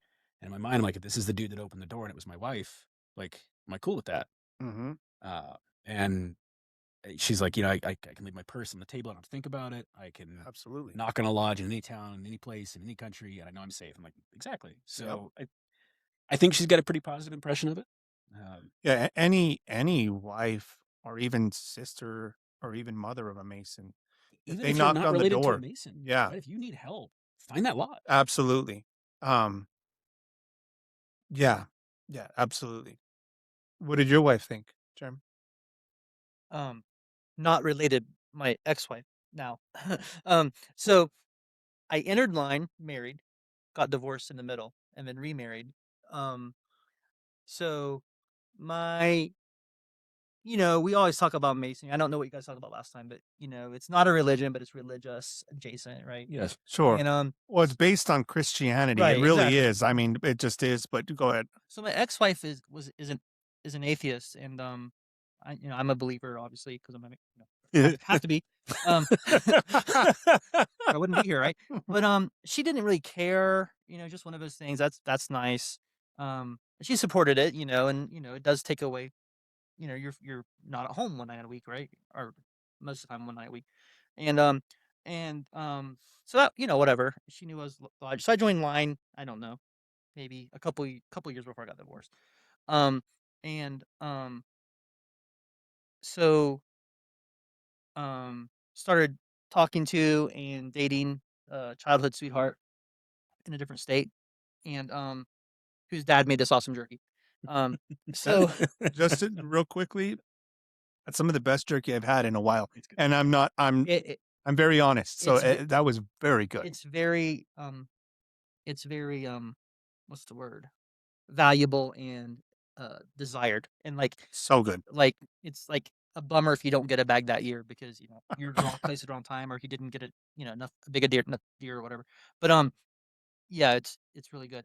So to give you a timeline, I got married in October of 2022. I was installed December of 2022. Wow. Okay. So my now wife, she came into town for my installation, and I tricked her. I didn't tell her I was going to put her in the East afterwards. But my first order as master was like having the senior deacon escort her to the East to sit beside me. She said, "Why'd you do that?" I said, "If I told you in advance, you wouldn't do it." So, right. But anyway, a couple of funny, interesting things. So one thing is our relationship's very unique. We live in different states, so every night we FaceTime each other. Oh, sweet. A couple hours, except for Tuesday nights because I get home too late. Right, and that's a big sacrifice on her part. Sure. Because we don't have that connection because we're not in the same same house, and so I think that was a very big, it's important to me that she supported that, and it was good. And I'm going to be vague here for reasons because I don't know exactly what I can and can't say, but during certain degrees, we talk about during a degree Bible verses are read. Sure, right? You know what I'm saying? Yeah. So in the Master Mason degree, it's a specific, Sure. So we're both super religious and talking. What do you like about the Bible? Don't like about the Bible? What's your favorite story? So what's your favorite verse? She like rattles off the Master Mason section. I can't say what it is. It's in the Bible. Okay, so her favorite verse and chapter is Ecclesiastes 12, which is remember now the Creator in the days of thy youth. Right. Yeah. So, and this guy does a great presentation on that whole chapter verse by verse. It's beautiful. I had him do it when I was master. I'd seen it once before. And had him It's speak one of it. my favorite talks to do too. And like again, the public speaking, he's awesome, and that's a good topic. But I'm like, whoa, that blew my mind. Like that connection. So she's supportive. Her only issue, and it's not like the secrecy or something, but like she. And I don't know why she thinks this. Sort of like you said, like if you weren't nerdy or whatever, Right. she would never like. Why do you want to hang out with me? But she's like, she just laments like, hey, that's a couple hours we're not together. Sure. hanging out. Yeah, I can see that. And jealous just for the time, not for the. Right. And so like, I'm blessed that she wants to hang out with me, but yeah. So both supportive in different ways, but it's just kind of interesting. And again, not to get too off topic, but the fact that she's a believer. Mm-hmm. It's a little different, cares I'm a better person, sees the growth versus my ex-wife who just kind of, that's a fun thing you do, but whatever. Yeah. So, Yeah. Much more supportive. Yeah. Yeah, because I seen your growth, but now you're slimming down. That's trying. I yo-yo. Oh, okay. I always plus or minus 50 because I need to keep the minus, but it's the curse of people that love food, right? Mm-hmm. Oh yeah. Same way. Yeah, especially dealing with the jobs that you have back and forth. I eat a lot of bad food on the road and fast, and I mean, everybody gains weight when they join lodge because this the best, Absolutely. especially this guy over here, him and his wife, some of the best meals we've ever had in this building. But yeah, I mean, I think like you talk about college and a freshman 20, I definitely had like an EA 20, like it's those crab nights. Yeah, crazy. Just drinking clarified butter. It's crazy, but yeah. So that's a tradition you might have missed, huh? I don't. Neither of y'all were here for crab nights, were you? No. I did. This lodge used to be first communication of every year was the junior warden's curse. The junior warden's in charge of meals. Y'all know that. No, but the junior warden's in charge of meals. But in this lodge, the tradition was the first communication of the year was steak and crab night. And you talk about a crowd, we would have tables, the whole kitchen would be full. We'd have overflow out into the hallway and people like on tables and up against the wall out here in the foyer. You'd serve 100 people. Damn. No sweat. And it was pounds and pounds and pounds of crab. And you've cooked in that kitchen? Uh-huh. You've cooked in an improved kitchen? I put together a junior warden's guide when I was junior warden. I cook for the shrine too a lot, so. But the shrine kitchen's nice, right? It's you can work in there. That's commercial. This one in here, we used to have this janky old stove, and the only way you could get the water fast enough for the crabs, you bring an electric kettle in, get it boiling, throw it in, and then stack all the weight you could on top of the lid of the pot. Turn the stove on and just like hope that it holds, right? Dude, holy crap, it was hard, but it brought people out. Yeah. People you would see once a year. They would come for that meal, never again. And they would leave just coated in butter. I mean, just grease. Beautiful. It's a beautiful thing. Just shining in the sun. Oh, yeah. I made a mistake when I was junior warden. I mean, it was a good mistake, a happy accident, but I cooked 75 pounds of crab, and like you do. And I was like, I'm making my own clarified butter, so I started with 30 pounds of butter, and in the biggest pot we had, and skimming it. I got it ready in time, but that was so much harder and time consuming than I thought. I should just bought. Yeah, but I'll bet you it paid off in the end. Chris Leach and I were in there like sweating out trying to help you get it done. It was much appreciated. It was worth it. It was so good, but at the same time, man, it's like the people eating it and stuffing their face in the crabs did not appreciate the level of awesomeness that butter was. Oh, I know. I think the next one coming up is was it next Tuesday or the Tuesday after? It's Asian, and that's where I shine. So I'm like, all about time in Thailand and Japan. Right? And then I grew up in Hawaii till I was like 5 or 6. But my mom,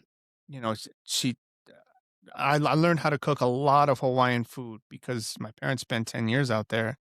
Because my dad was stationed out there when he was in the Air Force. Not only I'm in my Navy, but I was an Air Force brat too. So I grew up on Kirtland Air Force Base till I was 11 or 12. Mm-hmm. And so but it was always 2-3 times a week it was Hawaiian food. So like I grew up and learned how to cook Hawaiian food, which is very Asian.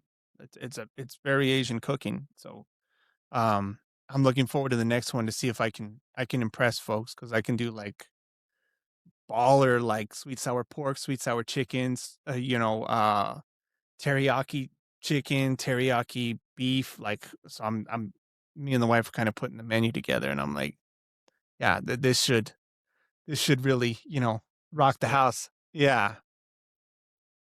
So your dad was at Kirtland and then went to Hawaii. Were you on Maui? No, we were at Hickam in Honolulu. Okay. Yeah. Was he with refueling?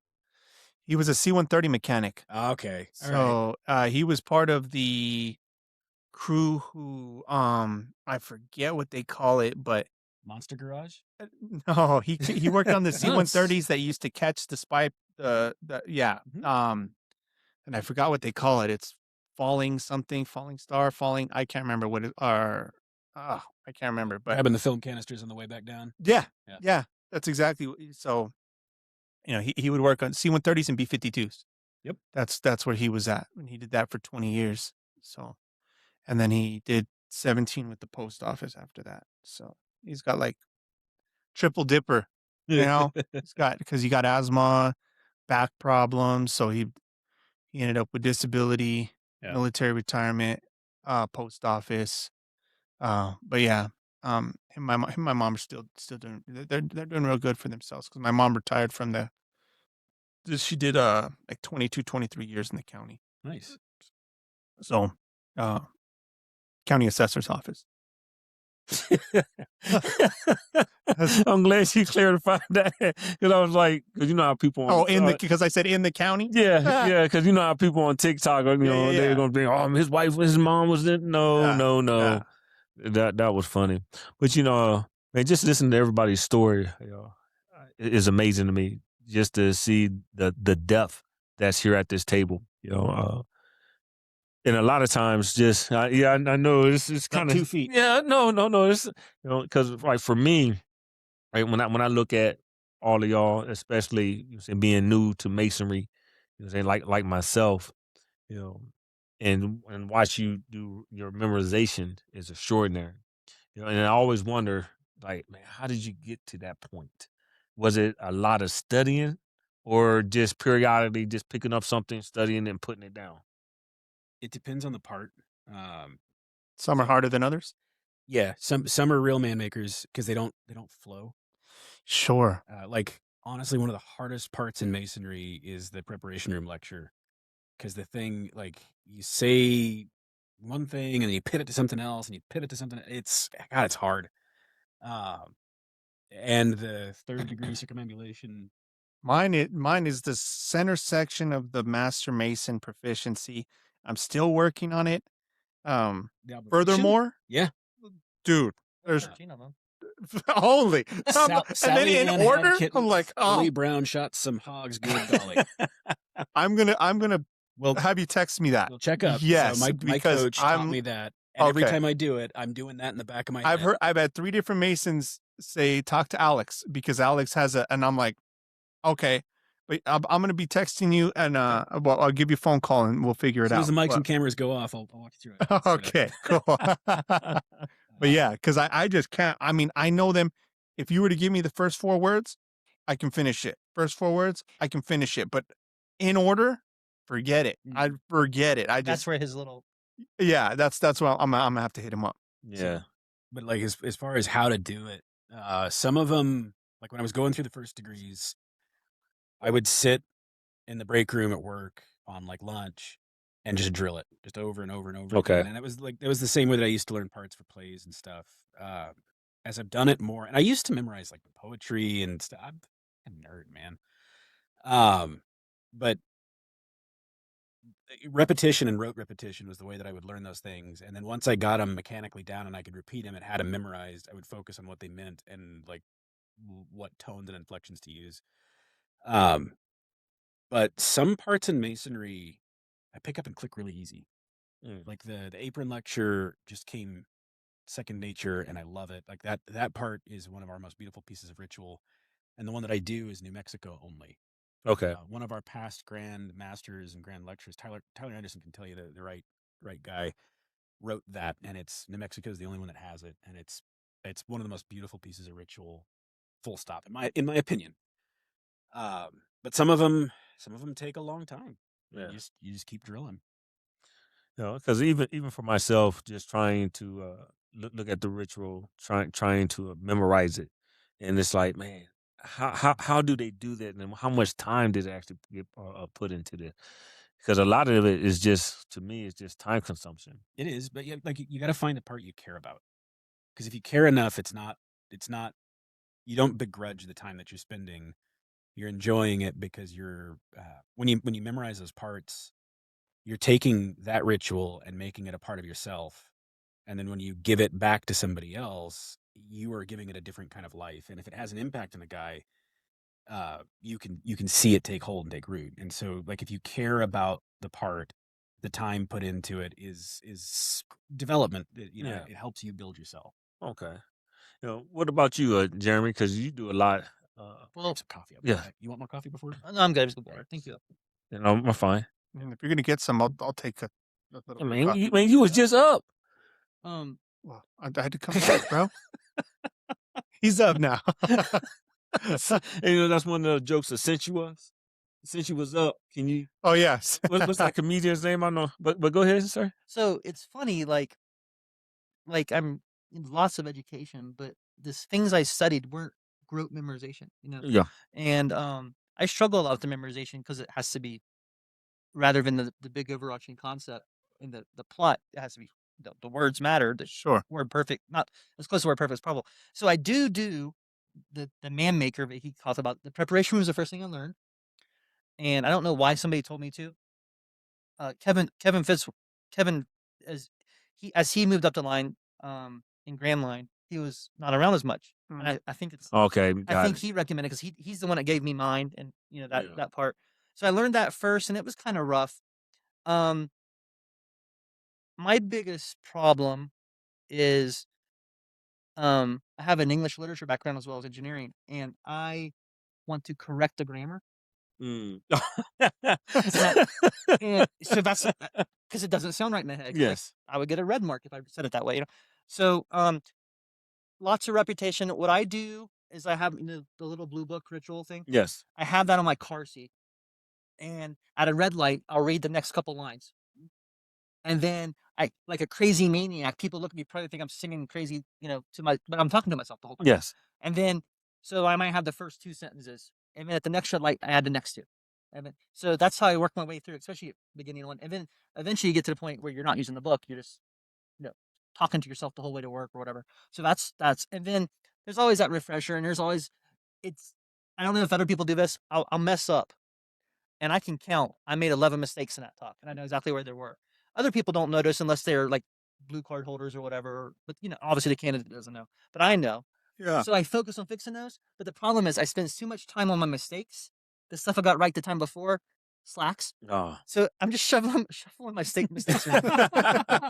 But I'll tell you. I think I can say it's plain text it's plain text, so I can tell. There's a charge that I do at the end of the master 3rd degree, and when we talk about our degrees, you're initiated, and then you're passed and raised. So the word is inexperienced, right? To your inexperienced. Inexperienced, yep. But I couldn't bring it up, right? Yeah. That word was not in my brain. I could not bring up inexperienced. And in my brain, I needed a synonym. I picked the worst possible say. I said to the uninitiated. And I'm like, you're a master mason. You're obviously initiated. But, in 99% of situations, that word does not matter. Yeah. I picked the worst possible synonym for inexperience, because it's all about initiation. But yeah. So lots of reps, lots of talking to myself. I'm not good at it. I thought it's funny. I thought it would be better than I am, and then I'm like, whoa, no, this is hard. And I think, like I said earlier, part of it's the diction and the language. I want to self-edit and fix. Yeah. And part of it is just we don't talk like that anymore. We should. I think it's beautiful, but we don't. And I don't know, kind of Masonic adjacent, the National Treasure movie. I just watched that last night. Because I was like, what is because I had watched it before. Yes. And then everybody's like, and I forgot about, because when I had seen it, I was 10 years before I was a Freemason. Right. So I was like, let me rewatch this. And I watched it, but go ahead. I'm sorry. Well, it's just like, he's making a toast and he's talking about, I think he quotes Paine or somebody, maybe Jefferson. He quotes one of our early founders, and it's a beautiful piece about liberty and all this stuff. And he's like, I can't remember the kind of techie kid it's with him, the younger guy who's part of their threesome. Oh yeah. You know what I'm talking about? He's like, says something like, "That's beautiful. We don't talk like that." And he's like, "But we should." Yeah. It's like, it's just we're. I mean, you think about it, these people. We there's so much more information at our fingertips and stuff, but we're so dumb compared to those guys. Like Franklin, and these guys are just like, there's like savants, and I can only do 12 things perfectly. Right. I mean, some of these guys are just so crazy, but yeah, I mean their writings and stuff, and that's a lot of the foundation. A lot of the founders were Masons or Masonic adjacent, but I don't know. I'm way off track now, but that's how I study. I don't do it very well. I only do 2 parts currently. I do the Master Mason proficiency. I can do the preparation. Your charge is good too. You do a pretty good job. I try. Well, there's certain things that stick out to all of us. Like when you think of somebody, I don't know about if it's for everybody, but I'll think of just like if Jeremy's name is mentioned, or if Alex's name, I'll think of just a real quick something that just reminded me of something that happened in the lodge, or a story they told, or whatever it may be. And Jeremy had told me a funny story, or told a few of the lodge the funny story, and I guess, and I'm gonna screw this story up, but the gist of it will be, I think, somewhat correct. But I think you were giving a speech, or you were talking to something, and you had messed up and went into I don't know, one sentence of one of the charges or something, and you were like, oh, and you stopped and you said that there was a Mason who just kind of pointed at you, but you didn't know he was a Mason, and kind of pointed at you and was like, okay, like, you know what I mean? But you were like, but everybody else didn't know what the hell you were talking about, but you were just kind of like, you were so much memorization and everything. It's in there. And then you're like, well, okay, let's reverse here. That kind of got off track, blah, blah, blah. Nobody knows what's what. But I was like, oh, that's a cool story. It's Like, in your head. yeah. It's in your head. And it kind of, you're like, oh, well, because I know with me, like with memorization, if two words go together, especially, having to memorize the EAFC, whatever, the Master Mason, like, it's easy to just take off into this certain corner because these two words, that's what you've said it 1,000 times. You know what I mean? You said it 1,000, and then you're like, whoa, whoa, whoa, whoa, whoa. Like, but so it's like, okay, but nobody knows what the heck's going on. But in your mind, you're like, okay, I just kind of went off on this tangent. But the fact that there was another Mason there, you said, and I didn't even know he was a Mason, but he just kind of pointed at me and was like, oh, yeah, I know who you know. I was like, yeah. but you caught yourself and was like, okay, blah, blah, blah. It was a genuine mistake. It was what it was. But the fact that there was another Mason in there who was like, hey, I know you, bro. You know what I mean? How many of you guys have been to church and say so would it be after they say amen? Yeah. Just out of habit. Yeah. Like, oh. Weddings. Yeah. It's like, oh. No amen. So. Yep. Yeah. Yeah. That, or like go to somebody's house and they say grace or whatever, and you start crossing your arms, like, wait, gotta. It's one of those. Yeah. Right. I pledge allegiance. Yeah, I pledge allegiance, salute. Like it's, I don't know what to do.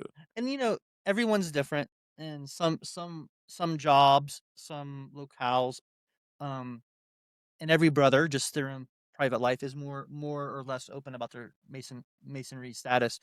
But like, it's funny. You kind of mentioned, was it your wife's uncle or something? Mm-hmm. Yeah.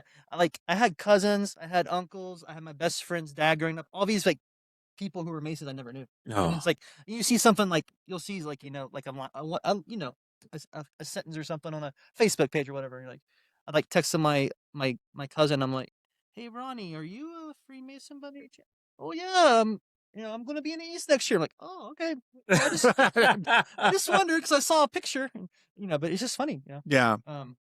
And see, all my cousins, unfortunately, like my whole family, like they were all hardcore gang members.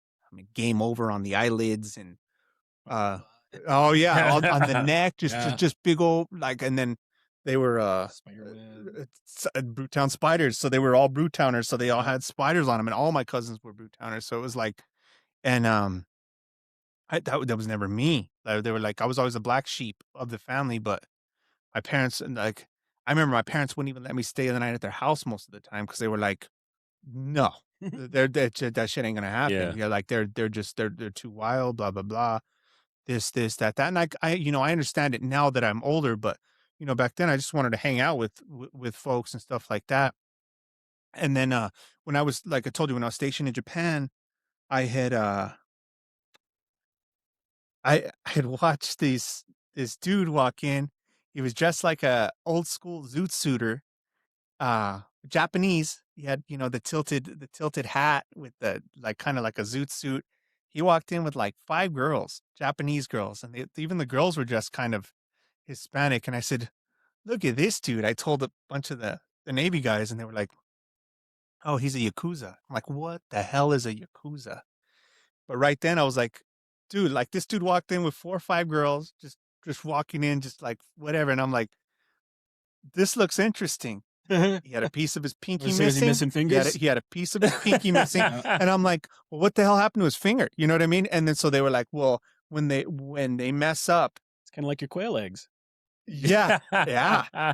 And so, like, rather than like the Italian mob where they would just, you get chances in the Yakuza, and they'll start taking off fingers instead of, when you make a mistake, instead of just, that was your one and you're done.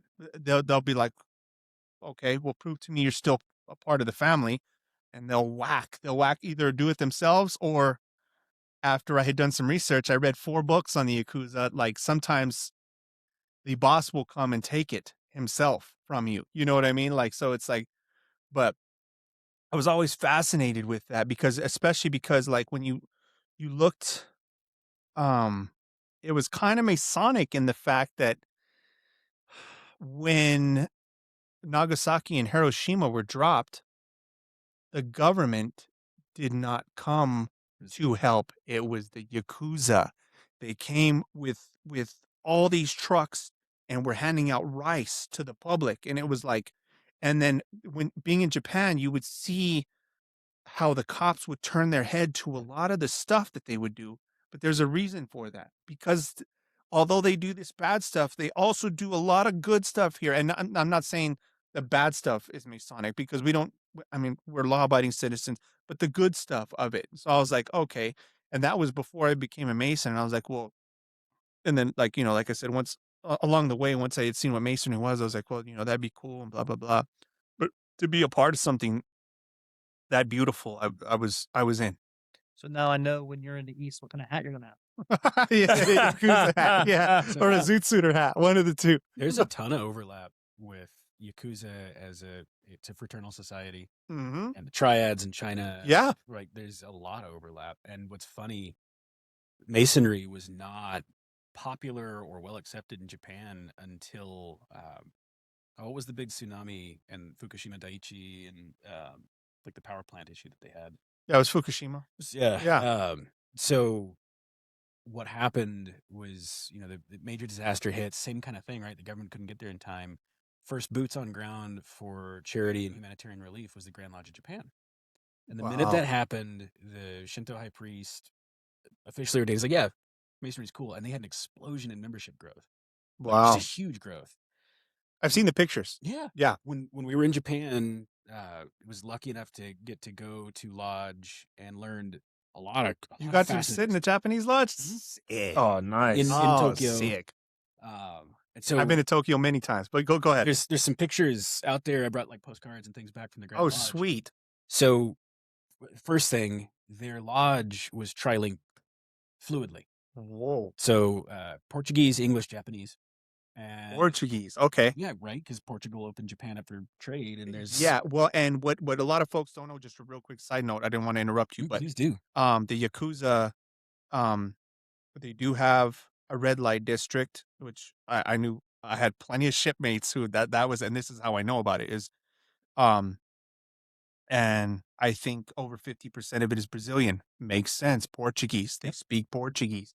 You know what I mean? And it's just, it's crazy. Like they would tell me some of the stories of when they go out there and, oh, well, I'm like, how was it, bro? Oh, it wasn't open, the cops. But, and I was like, well, how does that work? And they said, well, they tell them they'll drive through and they say, shut it down, and they'll shut down blocks. And I was like, really? Like, it was just such a trip to me how organized it was, because it was like the cops are basically calling the Yakuza saying, hey, we have an order to go and look at this, but shut it down so we don't have to heavily ingrained in the culture because they still do good.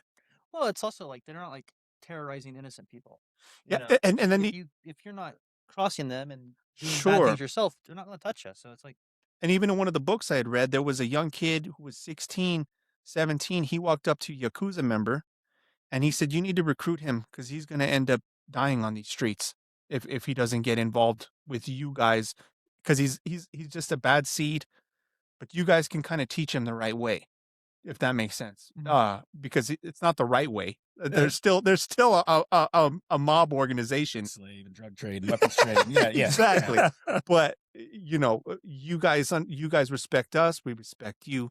That's that. I'm sorry. Go ahead, Alex. It's cool. So the fun things, the trilingual lodge, and like the ritual.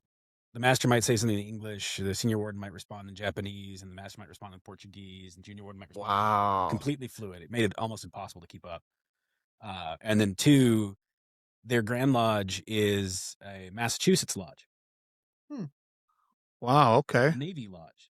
Wow, okay. It was founded in World War II, and the way it happened was MacArthur moved in, went to Hirohito's office, and said, this is now a Masonic lodge. Dang. So he said it deliberately so that there would not be wars planned from that office again. And they've kept Hirohito's lodge or his office in state. And so when you go visit the lodge, you can walk in and sit in Hirohito's chair at the table where they planned everything, and it makes you feel kind of small. Yeah, it's cool to see that. Really, really fascinating experience, and they are private about it. It was real hard to get in. The only reason I made it at all was I had a letter of introduction from the Grand Lodge. It's like I had emailed the Grand Secretary. I texted him like, "Hey, we're gonna be out here. We're gonna visit." But that letter, and it took them a while to let me in. Like it was Well, a tight. lot of folks don't know is like, they're not ashamed to, like, especially even as Navy, you'd be walking around and me and a few of the Navy guys, we'd go to walk in a bar and they'd say no Americans. Yeah. No Out you Americans. go. Yeah. And Yakuza's standing right behind them, 6 of them. And, some of these are these big, huge, like, Speedos. they're big monster dudes. Like, you're like, okay, no problem. We'll exit left, exit right, whatever. But yeah, we're not good. It is what it is. But yeah, it's the Japanese culture. They're very, very sweet people, but the Yakuza do not play. Like you just knew it. You always knew it. You're just like, oh yeah, well, you don't want to mess around with the Yakuza. Like there was a few shipmates who had gotten involved in. I knew of one, but I've heard 4, 5, 6 stories. But I knew of one. I mean, he got pretty jacked up. He messed around with the wrong dude, and they caught him outside of the club, and they beat him down. But he even said, he was like, I deserved it, dude. I was drunk and I did this and this and that and that. But that's just military stories. Just you get some wild shipmates out there, and they're they're gonna do what they do. I mean, if you circling back, I can't remember if it was Alex or somebody was talking about the similarities between. Well, you think about it, it's because they're families. Yeah. We're family, and even if they're not as we're talking about no. How do you say it? No bloodshed, right? Not one drop of blood. Yeah, there's a little lack of overlap in that department, but still, Yeah. You treat each other like family in both organizations, and I think that's where the similarities spring from, is like that whole, respect, trust, and having each other's back. Well, and that's part of why I think the conspiracy theories take root. There's most secret societies, you see bad things like only mushrooms grow in the dark, right? And Yeah. to be honest, Masonry has had its share of that stuff, but I think what makes Masonry unique is that we also have an inbuilt system for correcting and removing it. Right. Sure. And when those things happen, and they do, right? We're all human. Mm-hmm. We're men before Masons. Yeah. And when there's a problem, when Masons do something wrong, we're accountable for it. We remove it and we solve it. And sure. I think that's to be respected. And most of the time, your pinkies are intact. Yep. Yeah. And if they're not, then that's something that's outside of Masonry. You guys want to wrap it up? We are at 2 hours and 12 minutes. That went fast. Yeah, it did go fast. No, more or less. I just don't want to keep you guys, is the thing. Yeah. But I really, really appreciate both of you guys so much. I want to make that clear, is that thank you guys so much, and hopefully you guys will want to come back if asked. I mean, when asked, because it's not if. You guys are definitely going to be asked back. You guys have been great guests, and yeah, I can't thank you guys enough. Like I said, I just don't want to take too much of your time. I don't want you, when we ask you back, another 2.5 hours. Oh my God. I don't want it to be that, but, cause there's no time limit on these, but, I thought the conversation was great. And I, like I said, I'm appreciative for both of your guys' time, really. Thanks for having us. It's great. Yeah, I'm the same way. I appreciate both of y'all coming on. And next time you come on, there's some questions that I truly want to ask, because I know Nick talked about right when he talked about Masonry is not a religion, but has religious practices. I observed you a little bit, and I just wanted to touch. I agree with that 100%. Yeah. Now, when he said it was founded on Christianity, now there's a discussion there. Yeah, I know. Well, I only know. So I listened to a Swedish. Now Sweden is a Christian rite. Yeah, they do have 4 Finnish lodges that you don't have to be Christian, but every other one, you have to be Christian. You have to be. Sweden is fairly unique that way. Yeah, but he even said, like, and he's super, like, I think he's a 20+ year Mason, and he says, he does a Q&A, and he'll answer, and he's hardly ever stumped when it comes to questions, whether it be from Albert Pike to the Boulier. I mean, he's just well read. Just he's very informative. He always has an answer for people, and he's like, "Well, that's because I've researched all this." But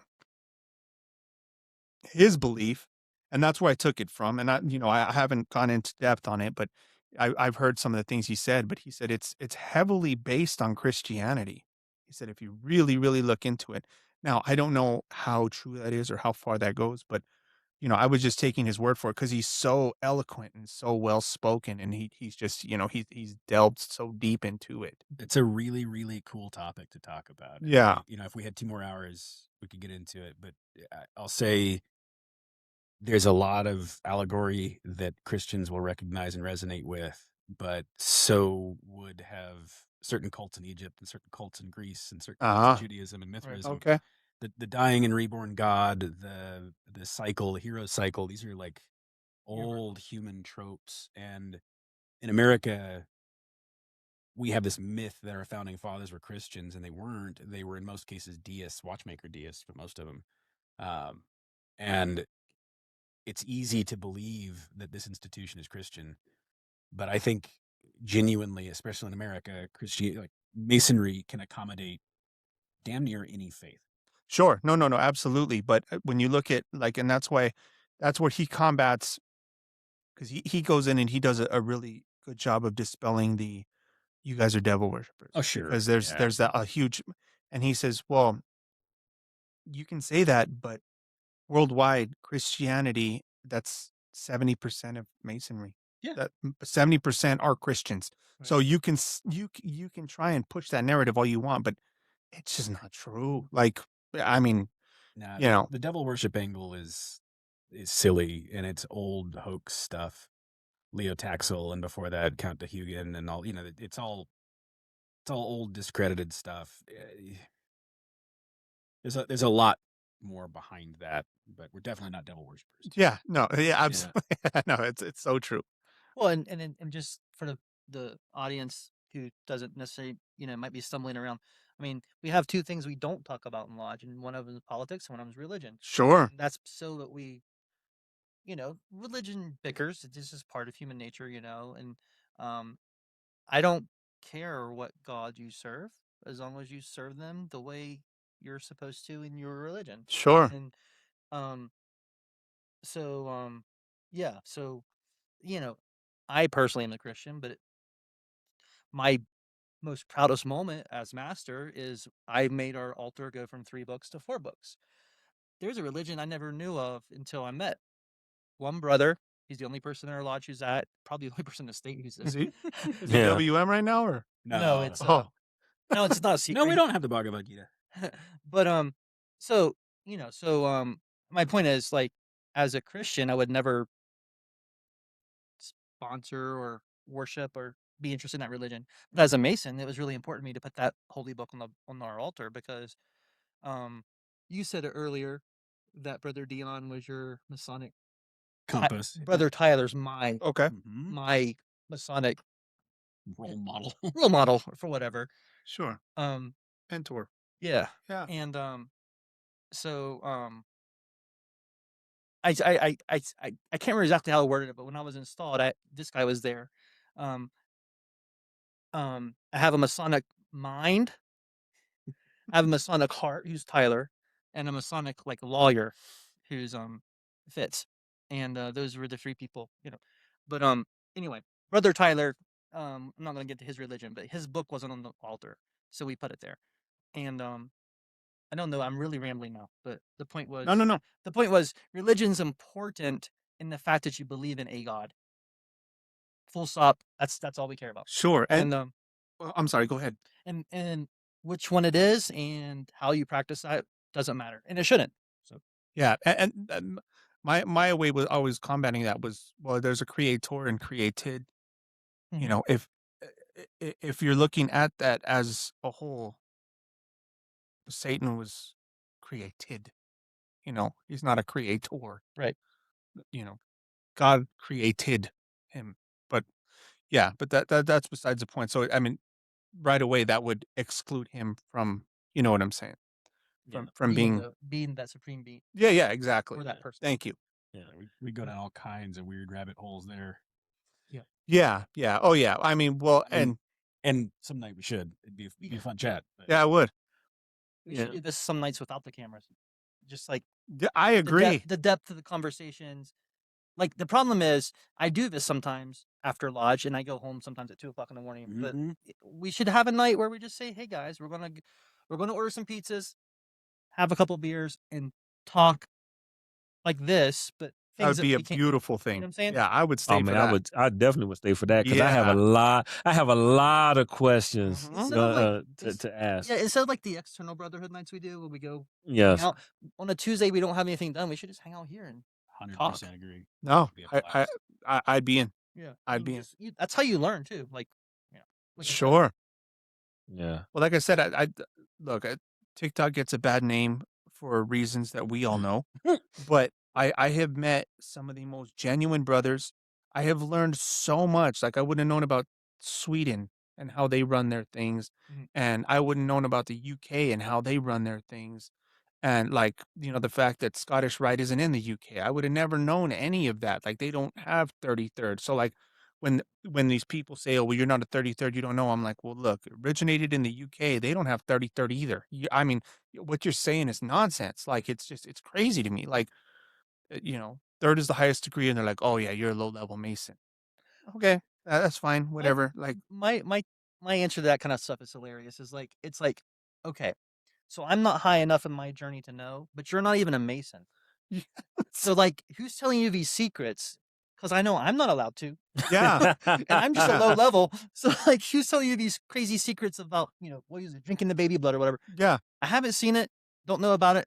Yeah, it happens when I'm 112th or something. I don't know. yeah. Like, It's one of the important parts of our charges, right? You're not supposed to suffer the statements of people who don't know better to lead you into argument. right, exactly. Like, And it's just like hilarious. It's like, but like, how do you know? Like, in any other system, I'm a physician. I'm an average physician. There's a lot of stuff in medicine I don't know. But Sure. like, it's like somebody who's like, a high school track coach telling me I don't know medicine. I'm like, I know more than you. Yeah. But anyway, And then on another, like I didn't realize how many clandestine lodges there are Mhm. in the world, and like that really got brought to my attention because the PHA guys, man, like they're real like cutthroat. Like, nope, you're clandestine. Like they'll call them out quick. You know what I mean? Like they're very quick. Like they won't even let you up in a panel if you're like, oh, where you from? Like they won't try you, but you can find out real quick just by asking a few questions, whether you're clandestine or not. What what's your Grand Lodge? And if they say, oh well, I'm Grand Lodge, blah blah blah, this and this and that and that. There's some that are, I'm Grand Lodge from Hiram Abiff, blah, blah, and they're like, whoa, see ya. You know what I mean? You're out of here, dude. Like, but it's like, we've got the book of recognized Grand Lodges too. yeah. But when you find out that modern, universal, like all these different weird ones, you got the square and compass, and they got a key at the bottom. Well, that was because one of the southern states sued Over the use of the trademark. over the use of the trademark, so they had to put a little key underneath it, and that's what distinguishes the two. They're not recognized by UGLE or Scotland or Ireland. When you get right down to brass tacks, and I mean, this is probably a pretty divisive topic, right? Like, again, another 2 hours. Being clandestine and not being clandestine really is just a matter of whether or not you're recognized by more lodges or not. Yeah. No, like we were talking, right? When we formed the Grand Lodge in New Mexico, it wasn't like Missouri said, yes, you can. We formed the Grand Lodge in New Mexico, right? Yeah. We just got up and did it. Yeah. And until that gets recognized by more lodges, that's effectively clandestine. And you look at some of what these clandestine lodges are doing, And sometimes I wonder if maybe they've got it right? Like, we don't recognize Grand Orient de France. Grand Orient de France is older than us. And they've got some ideas that are, progressive and solid. They're also co-masonry, though. That's one of those ideas. I'm not advocating for or against or anything at all. But sometimes it's interesting to look at these clandestine lodges and be like, what are they doing that we're not? Should we be? What sets them apart? What sets us apart? Because at the end of the day, again, brass tacks, it's just recognition. True, And but I'm you get not a vicious, advocating for you get 2 or 3 vicious feminists in there, and now you've taken or 2 or 3 vicious misogynists in ours, right? You don't want Sure, no, Right, but you don't you're want absolutely right. I should have said that as well. But it kind of takes the heart out of what, there's the a beauty of balance in everything. Mhm. And you don't want to let dogma take over. And I think it's interesting sometimes to just pick our eyes up and look around and see what other people are doing. Not that they're Masons, not that we should adopt it, but it's important to know what's going on. Sure. And again, another 2-hour talk. Yeah. Another time. Yeah, and with that said, I'm glad that I brought that question up, because we definitely gonna have to look at it more in depth at a later time. Sure. Sure. Hey, TikTok, hey, Facebook, or whoever's out there listening to us, hey, check it out for our next segment.